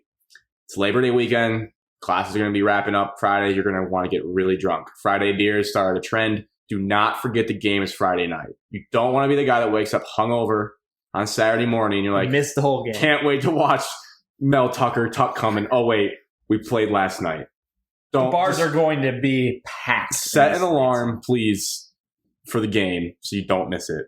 Evan, who's going to be on the call for this game? And maybe I actually know the answer. You have some personal information of where you're going to be for this game. I do know the answer. I do know who's on the call for it because I was watching the UCLA game. I am 100%, like Alex said, so glad I'm actually going to be in the stands. I will be live from Evanston. Breaking Shot news. of Michigan Sports. We'll be represented in Chicago. Will you give the people some clips? Some Instagram vids? Drew, Hunter, and Cody. Instagram stories, something? Yeah, I will try. I'm going to actually have to logging into. We're going to need Evan. Yeah, we'll actually need to go on to the accounts. That'd be a good start. Yep, I'm going to actually have to do that. So who's announcing? Beth Mullins. Cat's Cat's out the bag. Beth Mullins. A 9 p.m. prime time. Only game on. Beth Mullins. Alex, it's high school football night. You guys are playing in the high school football slot, so that makes sense.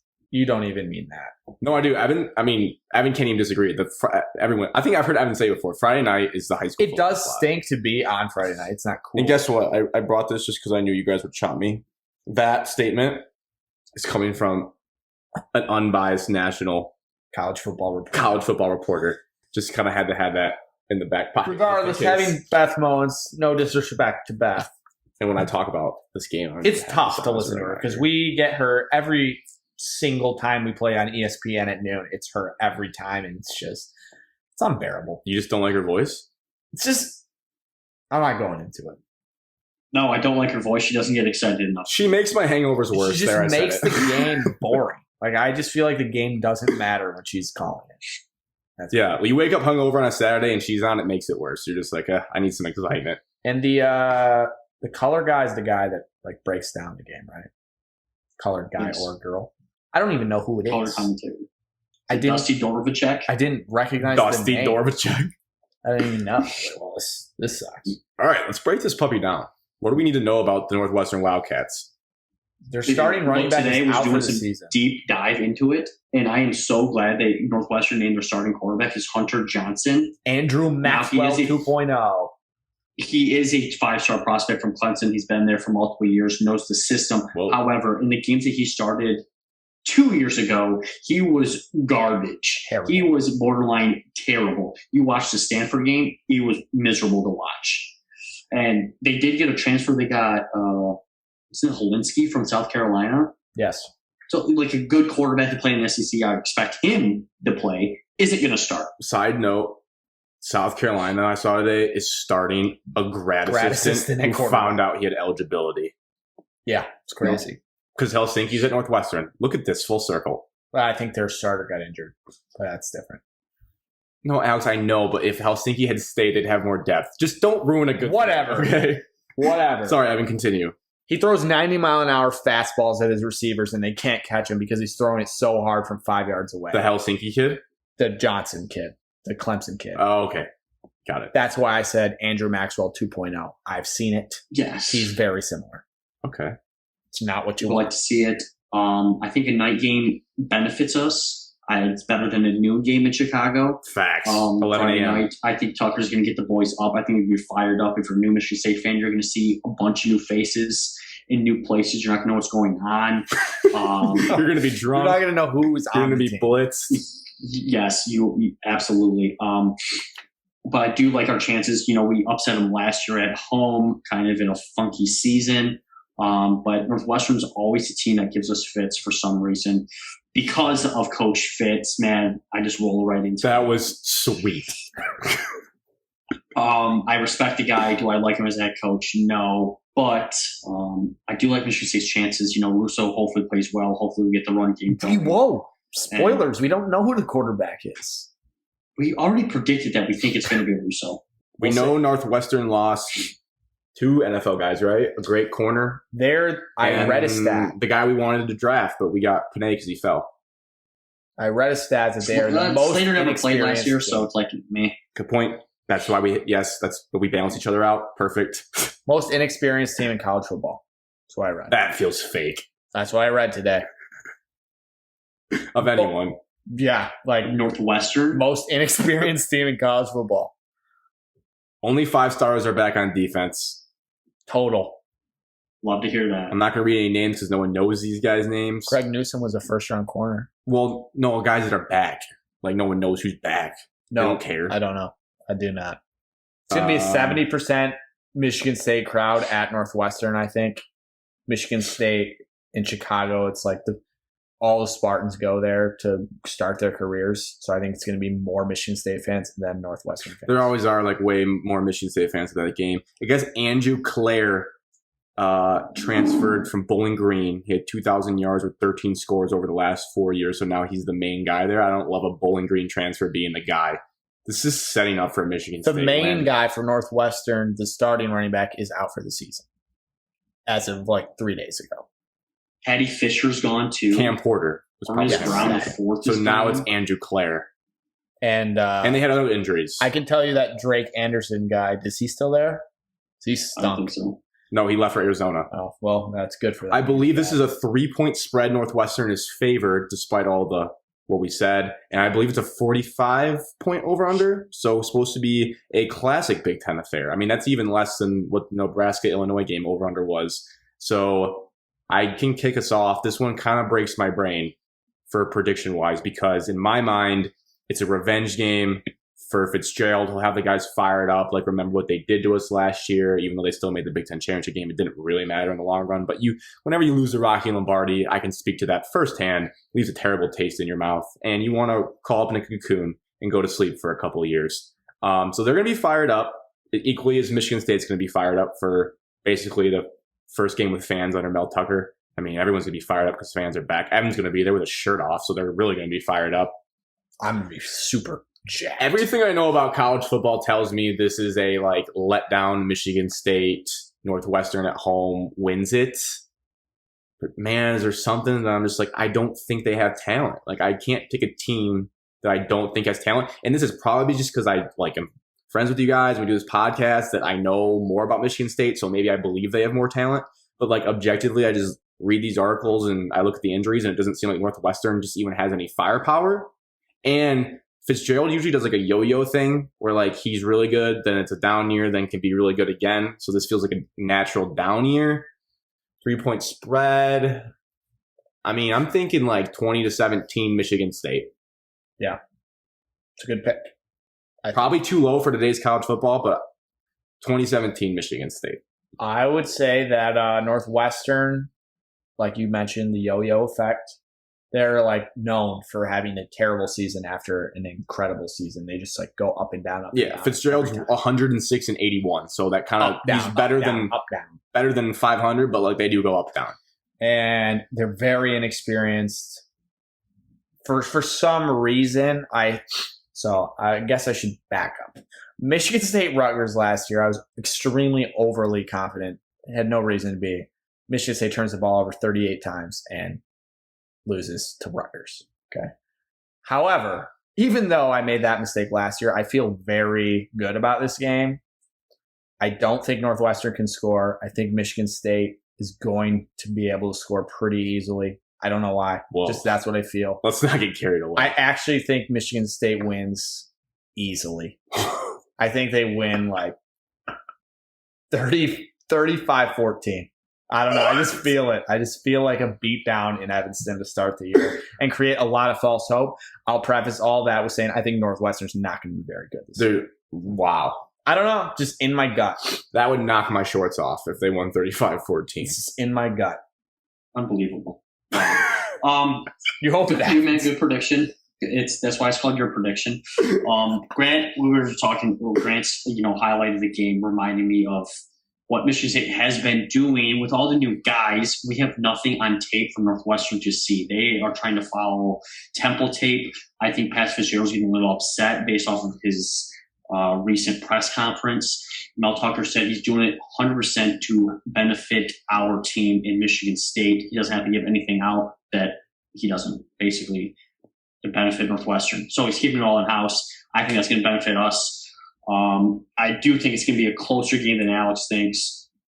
I do have Michigan State winning just because of all the people at Northwestern has coming back. I like our athletes more than their athletes. So I say Michigan State's going to win 28-21. Do we think it's all fair to say none of us will be surprised if Michigan State loses? No, I wouldn't be surprised. I would be a little surprised. Despite my slappy I don't know if I don't know if I'll be surprised. I'd be upset. I would be super disappointed. However, but I like this. Since the end of last year, and we look forward to the schedule, I've always seen that we can beat Northwestern. So I'm a little surprised if we do lose.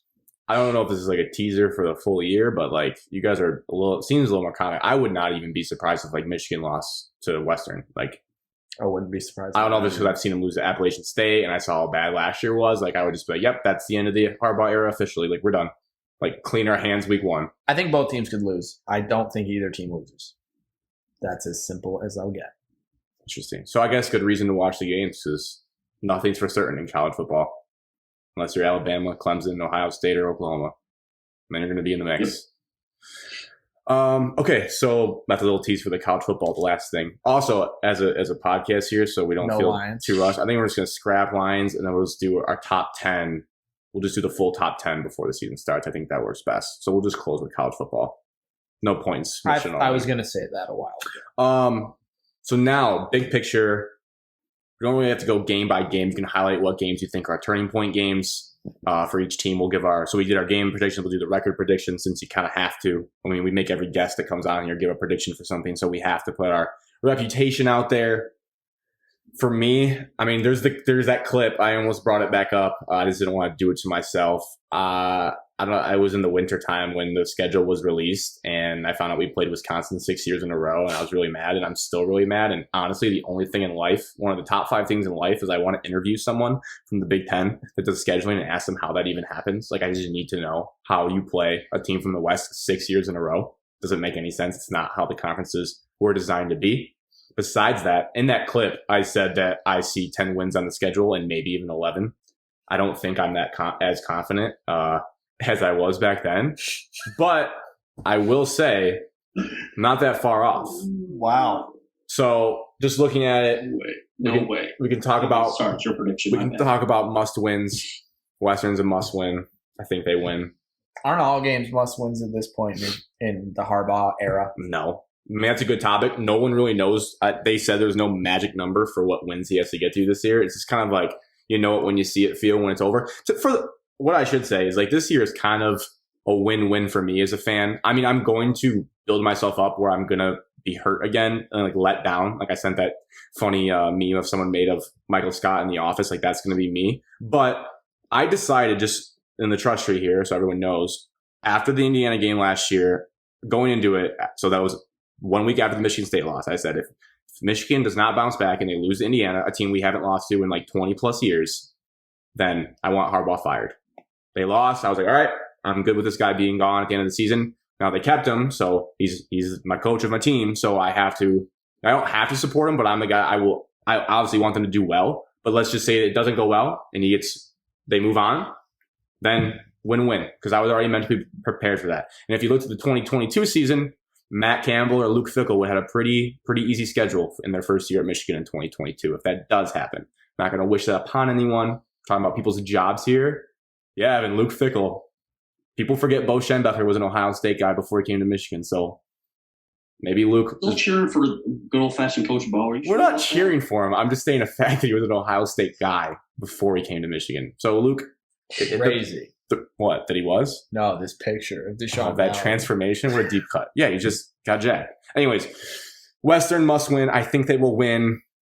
Washington, I mean, that's a must win. I mean, people be like, oh, you could lose it, a non-conference game. It's not Big Ten. I think you have to win that game, because I think if you don't, then everyone's going to be disappointed and not as excited for the season. I do think they can pull that game out. I'll put that as a win for now. It's going to be a tight game. It's going to be a close game.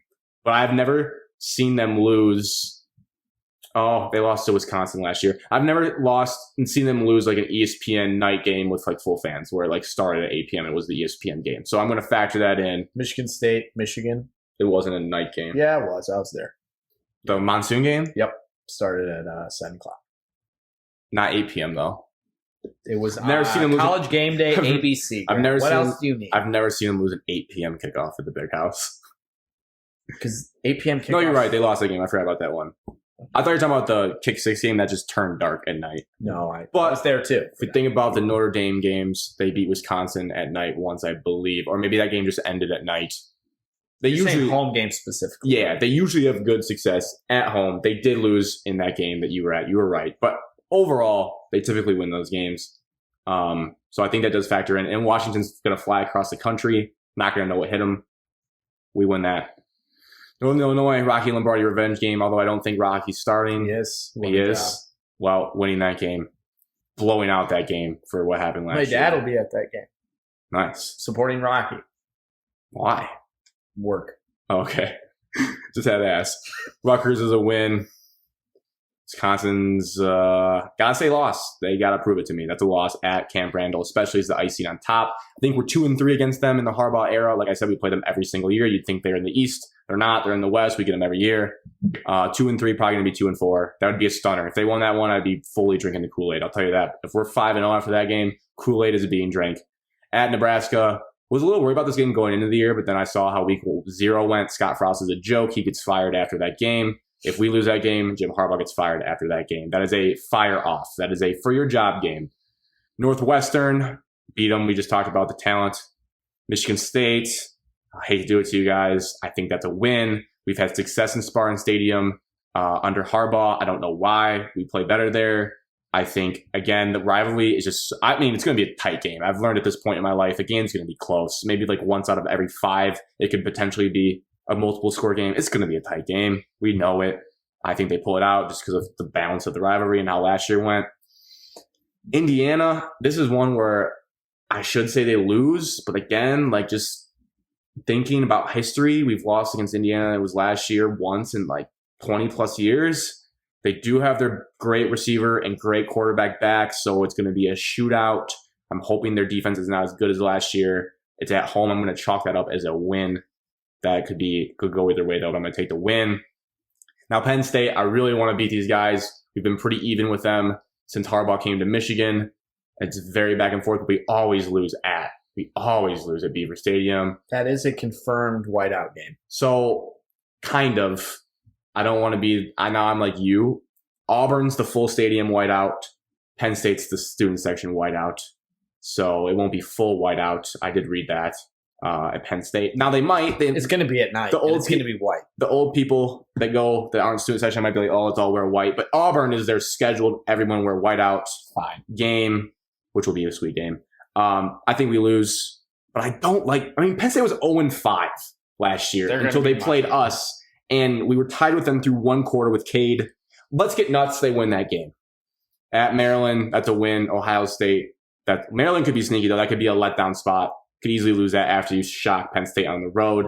Ohio State loss. So 10-2. Yeah, that feels way too high.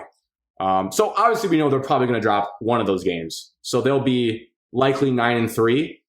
And I do actually think they can get to 10 wins with winning the bowl game if they actually show up in the bowl game, which they usually don't. So I guess I'll say 10-3. I'm going to go really fast. I'll say 10-3. Western, win. Washington, win. Northern Illinois, win. Rutgers, win. 4-0. Everyone's going to be like, oh my God, Michigan's so good. No. Do it every year, just like Minnesota last year. Then Wisconsin, loss. Nebraska, win. They're a dumpster fire. Northwestern, no talent, win. Michigan State, at Michigan State, loss. You have to say loss. You Indiana, Penn State, you lose one of those games. I don't know which one. You're losing one of them. That's probably true. That's probably how 9-3 happens. Maryland, you win. Ohio State, you lose. I think 8-4. And then potentially 9-4. I don't love predicting bowl games. I don't know. You don't but know. It feels good to get that extra win in. 8-4. I got Michigan going 6-6. God, Could easily see 6. That's a fireable offense. So we're out. Harbaugh's out. At the games, but you should probably know what games. It's all the big ones. Washington, Wisconsin, Michigan State, Indiana, Penn State, Ohio State. Yep. So every big game, you're done. Harbaugh's done. I mean, it just you go to Michigan State and you turn around. You have to play Indiana at home. They have two of the studs. Okay, and then you have to travel after you just either beat or lost to Indiana. You have to go play at Penn State. Always tough to play. And then Ohio State, you can't compete with them right now. So Harbaugh's job revolves around October 30th through November 13th. If he loses on October Absolutely. 30th, I think he should be done. Oh, I agree. If Evan's situation happens and you've already lost to Washington and Wisconsin, you lose to Michigan State, you're fired the next day. But they probably won't fire him. It might just be a step down. To Michigan State? I don't think they would fire him because who on the staff is like capable of. I don't think they'll care about Honestly, the season after that. At that point, I mean, you're right, Evan. Like, they'll let him finish the season, but I'm just saying, and again, I already said I was cool with him being gone after the Indiana game last year because the Michigan State game was the worst coaching job I've probably ever seen. But again, like I said, win-win for me, baby, because I really don't care. Like, I would like them to win. It's more fun. But if it goes bad, then that's another cycle of, hope, I do, before we go to Michigan State, last thing, very quick. I was like, how many schools, because what they've done is pretty dramatic. How many schools just fire everyone but the head coach and think that's going to solve everything? Especially known schools. There's only one school that comes to mind, and this is just if you want to be an irrational Michigan fan. I'm not saying it's going to happen. I'm just saying there's a blueprint for this happening. In 2016, Notre Dame football won 4 games. Brian Kelly stayed. We beat them. You guys did. We went 3-9. 36-28, September 17th. You guys were number 12. Yeah, they won 5 games that year. They beat Nevada, Syracuse, Miami, Florida, and Army. That's 4. Yeah, sorry, 4 games. You're right. I think I said 4 the first, then 5. 4 games. They fired every single person basically on their staff and kept Brian Kelly. And in their next season, they went 10-3. So, and they've been good since. So, and they've been better than Michigan, obviously, since with making, now we can argue that they don't play in a real conference. They play a cookie cutter schedule. Everyone says their schedule's tough because but they play Pac-12 teams. I mean, get out of my face with that. And NC State, number 14 NC State's not Speaking of playing Pac-12 team. Oh, if Michigan loses to them? Yeah. Then it's embarrassing. But what I'm saying is they went 10-3 and they've had playoff success since. I'm saying it's happened. It's crazy to fire everyone except the head coach and think it'll work, but it's happened. It could happen. What's wild about that stat about Notre Dame? Mm-hmm. Michigan State went 3-9 the year Notre Dame won 4 games, and then Michigan State went 10-3 the next year, and so did Notre Dame. So okay, maybe Michigan State's just on Notre Dame's path. And you can call me a loser, but I've already I acknowledge it last year happened, but I'm not holding that against Michigan going into this year. It's a weird year, stupid year, sucked. To Michigan State, everyone can agree COVID sucked. Agreed, it did stink. To Michigan State. To Michigan State, I think. You want me to go first, or you, Evan? Go ahead. I kind of already know your predictions. You already know mine. Sort of. Because we text every year. But they change before the start of the season and see who picks what. I remember the years when we would predict 12-0 and we were almost close, 11-1, multiple times. Anyways, Northwestern, I already predicted that. That's a win. Youngstown State at home. First home game in Spartans Stadium and with fans in a long time. big win. Then the boys travel to Miami. All of us, well, hopefully Grant, Shot of Michigan Sports will be live. Don't see it getting done there. I don't see, by the way, any of these. Youngstown State is a must-win game. You can't lose to an FCS opponent. Yeah, Youngstown State, shout out Butler, biggest upset with Alex T's, biggest upset in college football history. Some people said it's even bigger than Michigan Appalachian State because Youngstown is like the cream of the crop. Well, like they a were top 1-6. They're like a top 25 FCS type team. Like not as good as North Dakota State, but very good. And Butler doesn't even give scholarships out for football. And we went to Youngstown State and beat them. Bo Pelini. Beat Bo Pelini. Shout out Pace Temple and the boys. Game-winning field goal. Go watch the YouTube highlights. It's very electric. Yes, you should. You should beat the Penguins. Is what I'm saying. So Michigan State beats them. They lose to Miami. Nebraska at home. I was worried, like Grant said. No longer worried. I think that's a win. Western Kentucky at night. Homecoming. They're good. They have a good offense. They brought in a bunch of transfers from the super high-powered Houston Baptist offense. Like, I'm nervous about that game for you guys. It's homecoming. It's a night game. Black uniforms. It's a win. Rutgers, revenge game, win. Indiana, I think they dropped that game at Indiana. Michigan, I've already said, I think they're going to win that game. No comment about it. Purdue, I think they win that game. And Maryland, I think they win that game. So I think with 2 games left in the season, Michigan State in November is technically competing for the Big Ten East because of how the schedule lines up. They then go to Ohio State on November 20th and get absolutely murdered. And then they finish with Penn State at home, senior day. Something tells me they're not going to win that game. I think they lose that game. I think that puts them at 8-4, 7-5, somewhere around there. 8-4. My turn. Wow. Good for you. Northwestern win, obvious. Youngstown win. Miami is an L. They're too talented. Derek King would probably be more healthy at that point. Nebraska win. Western Kentucky win. Rutgers gives me a little scares because we lost a little last year, but I don't think we'll turn over the ball 7 times. I have a win there. Indiana, they're getting better. I hate their head coach. I think he's terrible, but they got 2 studs. That's a loss. We beat Michigan, and then the Purdue and Maryland, getting later in the season, you don't know who's on the roster. I think we lose one of those games. I'm going to say Purdue for our sakes right now. Purdue's, they're not terrible. They lost a bunch of games by close last year. They have a talented wide receiver. Their quarterback's pretty solid. And Jeff Brom at that point probably be playing for his job. So I have us losing at Purdue. It'd probably be a night game on BTN for some reason. Maryland, they avoided us twice last year, so we'll beat the brakes off of them. And then at Ohio State, obviously, we're not Ohio State. And then Penn State, we beat Penn State. James Franklin gets fired on November 28th, the day after. That prediction does hold up in Evan's text 2 weeks ago. Wow. Yeah, it does. He says James Franklin fired on the final game of the year. Yep. So 1, 2, 3, 7, 4, 6, 2, 3. I have 4 losses too. 8-4. 8-4. Yep. Wow, those feel really high. Yeah, they are really high. It feels weird when you say that. But I'm just hoping we go like 6-6. I want this team to get to a bowl game. The extra practices, the extra experience for the coaching staff and the young team. So I'd be happy with the 6-6, 7-5, and obviously if we go 8-4, I'd be just ecstatic. 8-4 would be unbelievable. In the Las Vegas Bowl. The schedule for Michigan State compared to Michigan, I'd say Michigan State's a little easier, obviously. No Wisconsin. Easier. I mean, our much easier. So, yeah, Michigan State lucked out with a nice schedule this year. Michigan at home. You get Purdue and Northwestern. Purdue, Northwestern, Nebraska's are crossovers. Yeah. Pretty bad.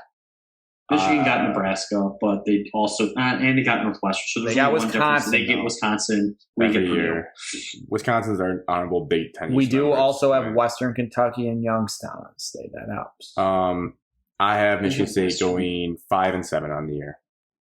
Yeah, it's not surprising from you. It's unbiased national football reporter. That's like just objectively how I think it's going to go.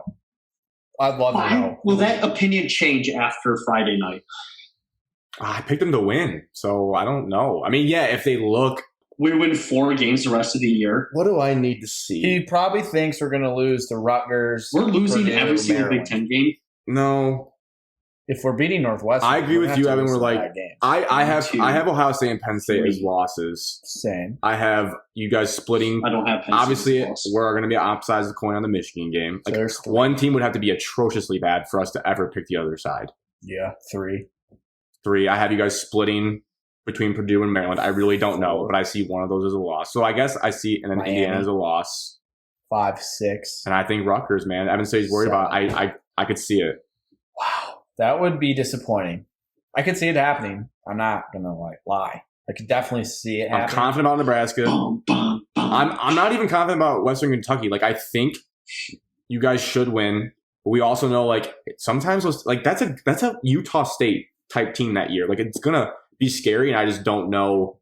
Like you said, homecoming 7:30 should be fine. But and then at Piscataway, there will not be 7 turnovers by Michigan State, but also it's like at Rutgers, and they're going to only get better.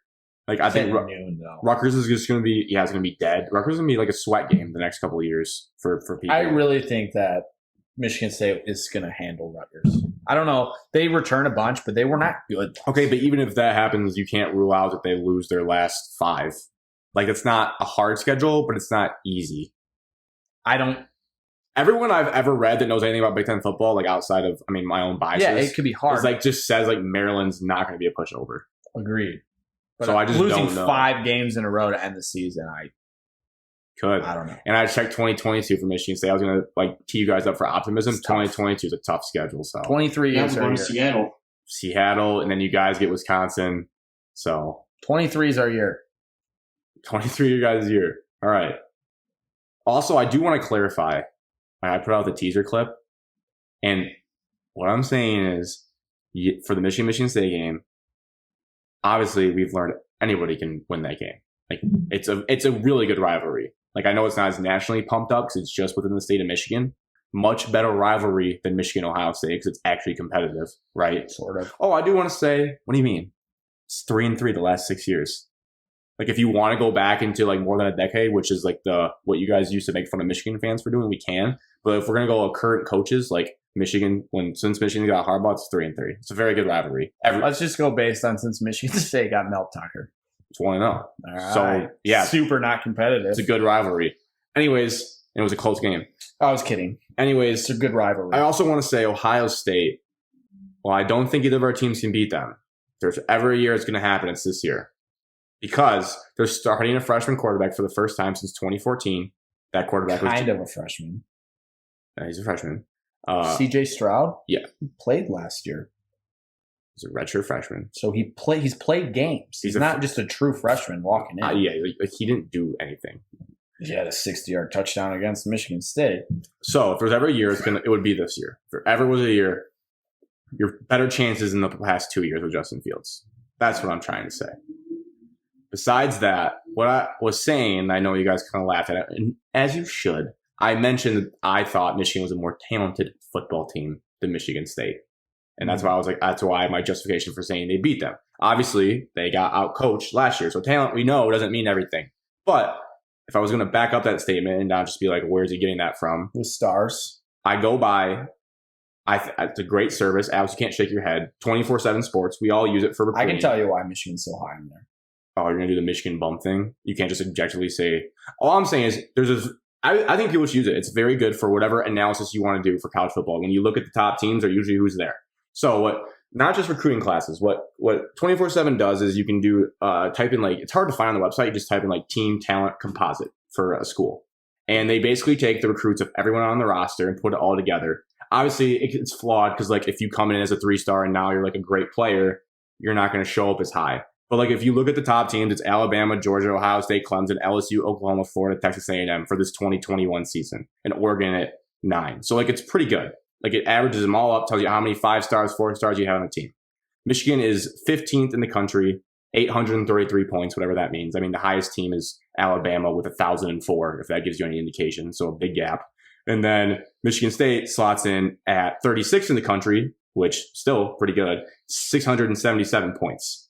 And you open it up and you can see like, okay, how many 5-stars we have on our roster right now over all the years. So that's what I'm saying when I say there's more talent on the roster. There's more, I know recruiting rankings don't mean everything. Development matters, but there's more recruiting talent on the roster. Not saying that like that. What's that thing called? Team Talent Composite, 24/7 Sports. It's very fascinating. Puts it all together for you. Obviously, like you look at Michigan's team, a couple of their 5 and 4 stars are freshmen, so they're not going to really make that much of an impact this year. So that could help Michigan State. And if you look at Michigan State's team, it actually does bear out where like a lot of the transfers they got are 4-star guys. So you can see the injection of talent into the roster. So I still stand by my statement that there's a talent gap. But obviously I'm not stupid enough to say like that's not why the game's going to be decided. But I just wanted to clarify. Only thing I'll say on that, in 2015 when Michigan State made the playoff, Michigan was ranked 9th in that ranking and Michigan State was ranked 23rd. And it was a very close game. And one team was better than the other. It doesn't factor into coaching. That's the problem. 2015 was a very close USC game. was also second, and they weren't that good. 2015 was a very close game. So I think that bears it out. Like there's a lot of talent on the field in that game. It was a close game. And you can also use that if you want to look at some other Big Ten teams. Like that's why I wouldn't say Michigan beating Penn State's crazy. I just think it's a good stat to look at. I'm not a stat. It's a good thing to look at, but I wouldn't put too much into it. Obviously, the top teams, yeah, they recruit. I was just saying when I said the comment, I'm not just pointing out of thin air. I'm not just like, oh, my team has more talent. I'm just saying like I'm using a service that is supposed to be unbiased national college football analysts. Yeah. But we'll see. That's fine. And guess what, boys? We have to worry about Western Michigan and Northwestern respectively first before we even think about other games. Did you not know that you had how many wins they have for a bowl game? No, I didn't know, like, because COVID last year, I didn't really remember, like, what it was, how the bowl situation was, so I had to look it back up. But isn't it just 6? It's definitely 6. Yeah. I was super confused. Because if you Google how many wins for a bowl game, Google will tell you 7. Definitely 6. Maybe if you're not a Power 5, you need 7. I don't know. Don't care. I think that's everything, guys. Winning. Oh, before we close this puppy out, your 4 college football playoff teams. And who wins it all? Alabama, Clemson, Oklahoma, Ohio State, and I have Chalky chalk. That just sucks to hear out loud. This is so right, but so boring. It's always chalk, and there's nothing different about it. I'm going to say national championships in Indianapolis. So when Michigan State makes it there, it'll be a fun drive down. 4 hours, I-69, baby. See you there. Yep. I don't know who's going to win. I just have those 4. It's going to be one of those 4. Fair Most enough. likely it's going to be Alabama. I'm going to go Alabama, Georgia, Clemson, Oklahoma. You really are down on Ohio State. Dude, I'm telling you, I don't think, I could be completely wrong. This kid could be sweet. I just don't, there's going to be a drop off. And I think, but with that being said, I think the Big Ten East is probably about like as weak as I've ever seen it. Like Penn State's, I don't think good. And Indiana's just kind of came off their magical season. And both Michigan schools aren't as good as they have been in the past. So, yeah, maybe I'm wrong. But they play Oregon. They could slip up there. Ohio State will probably make it. I just want to do it 2 SEC teams. Let me do it. I'll probably be wrong. The only spicy take is I'm going to go with Oklahoma to win it all. So we'll have a new champion. I think the Sooners get it done under Lincoln Riley. I think Rattler carries them. And I think I've heard that their defense is supposed to be much improved this year. I think it'll be Oklahoma Clemson in the final, unless they play each other in the playoff, obviously. I trust Uigalele over Bryce Young and JT Daniels. Alabama, Clemson, Georgia, Indiana. Ohio State. Nice. I don't think Oklahoma makes it. And I think Georgia wins the title. Just because I don't want to pick the other 3. Yeah, I mean, the inflection in our voices basically just like proves It how sucks. depressing. I think I heard Kirk Herbstreit say the sport has the best regular season of any sport and the worst playoff. Yeah, it's terrible. And he's right. And what sucks is like our predictions are probably all going to be like 90% accurate. And we haven't even played a game. Maybe A&M sneaks into it, but they have a new quarterback as well. No. Oregon's going to be good in the future. I just don't think it's this year. So who's their quarterback? I see them could sneak in. They're solid defensively, and then they have a really stud running back. But They got to beat Bama. but But Texas A&M does get Alabama at home, so I'm look forward to that game. I would fade Notre Dame. I don't think Jack Cohn's your answer. What do you guys think about Yeah, North Jack Cohn is Carolina? 100% not the answer. Anybody think North Carolina can sneak in if they Could. beat I don't Clemson? think they have enough weapons offensively anymore. They've lost like 6 of their top production all to the NFL. They lost 2 NFL running backs in Diami Brown, who we drafted on our fake mock draft. So, Wow, this composite, the talent thing has Nebraska 25th. which just speaks to Scott Frost just being atrocious at the job of coaching. Yeah, it's not good. I think it's too early for Texas to be good under Sark. I do think Texas will be counting back one day under Sark, but not this year. So, yeah, I think it's your. What about Miami? They're a sleeper. I'd have to see it. Notre Dame's always No. there. Miami lost. Miami's not a Oh, sleeper because they have to go through Clemson, and they're not beating Clemson. Actually, Miami plays Bama week 1, Yeah, so never mind. and they're all going to get hurt. Probably LSU revival. banged up, and then No. They have the 5th Adam most Woodruff's the talent. second most overrated coach in college football. number 1 Jim Harbaugh. Dang, I'm glad you said But that. is he? No, but is he overrated? I don't even think he's Not overrated anymore. He's not No one overrated likes him anymore. anymore. Feinbaum said they should save the misery and fire him before the season starts. I think that's everything, boys. I just want to have meaningful That's it. November games. That's what we strive for. That's what I'm But striving for this year. honestly, with our reputations and picking predictions, every single game is going to be meaningful. It's been a long one. I'm not going to tell you where to follow us. You know it by now. Shout out MS. Just all we do is probably break this podcast into a couple days. Take it 30 minutes, 45 minutes at a time if you want. We did just talk for 3 hours. Also, that's about 2. Also, keep an eye out for some hype videos dropping later this week. Really watch those and share those. I'd really appreciate it if you share this podcast as well. I mean, honestly, I would say, though, for how long it was, if you listen to this whole thing, you are going to know more about Michigan State football going Then this year you than wanted to know. probably anyone in the state. Like, you will impress people at tailgates. I mean, if you're a guy, just listen to this and be like, hey, talk to chicks at tailgates. You guys hear about Michigan State's transfer, Quavarius Crouch? Heard he's supposed to be pretty good. Boom. Next thing you know, you're at a frat party with her, making out. So I think that's how it'll go in my head. With all that being said, cheers to episode 35. I have just 1 drink left. And cheers to Evan having a great experience at Ryan Field, and for everyone to have a great Labor Day weekend. Enjoy. It's the unofficial end of summer. Cheers. Cheers. Cheers to Lions not having a kicker on the roster. Facts. We'll have to get to that next week. Hey, just cheers to college football being back. Classic. Someone had to say it. Yeah.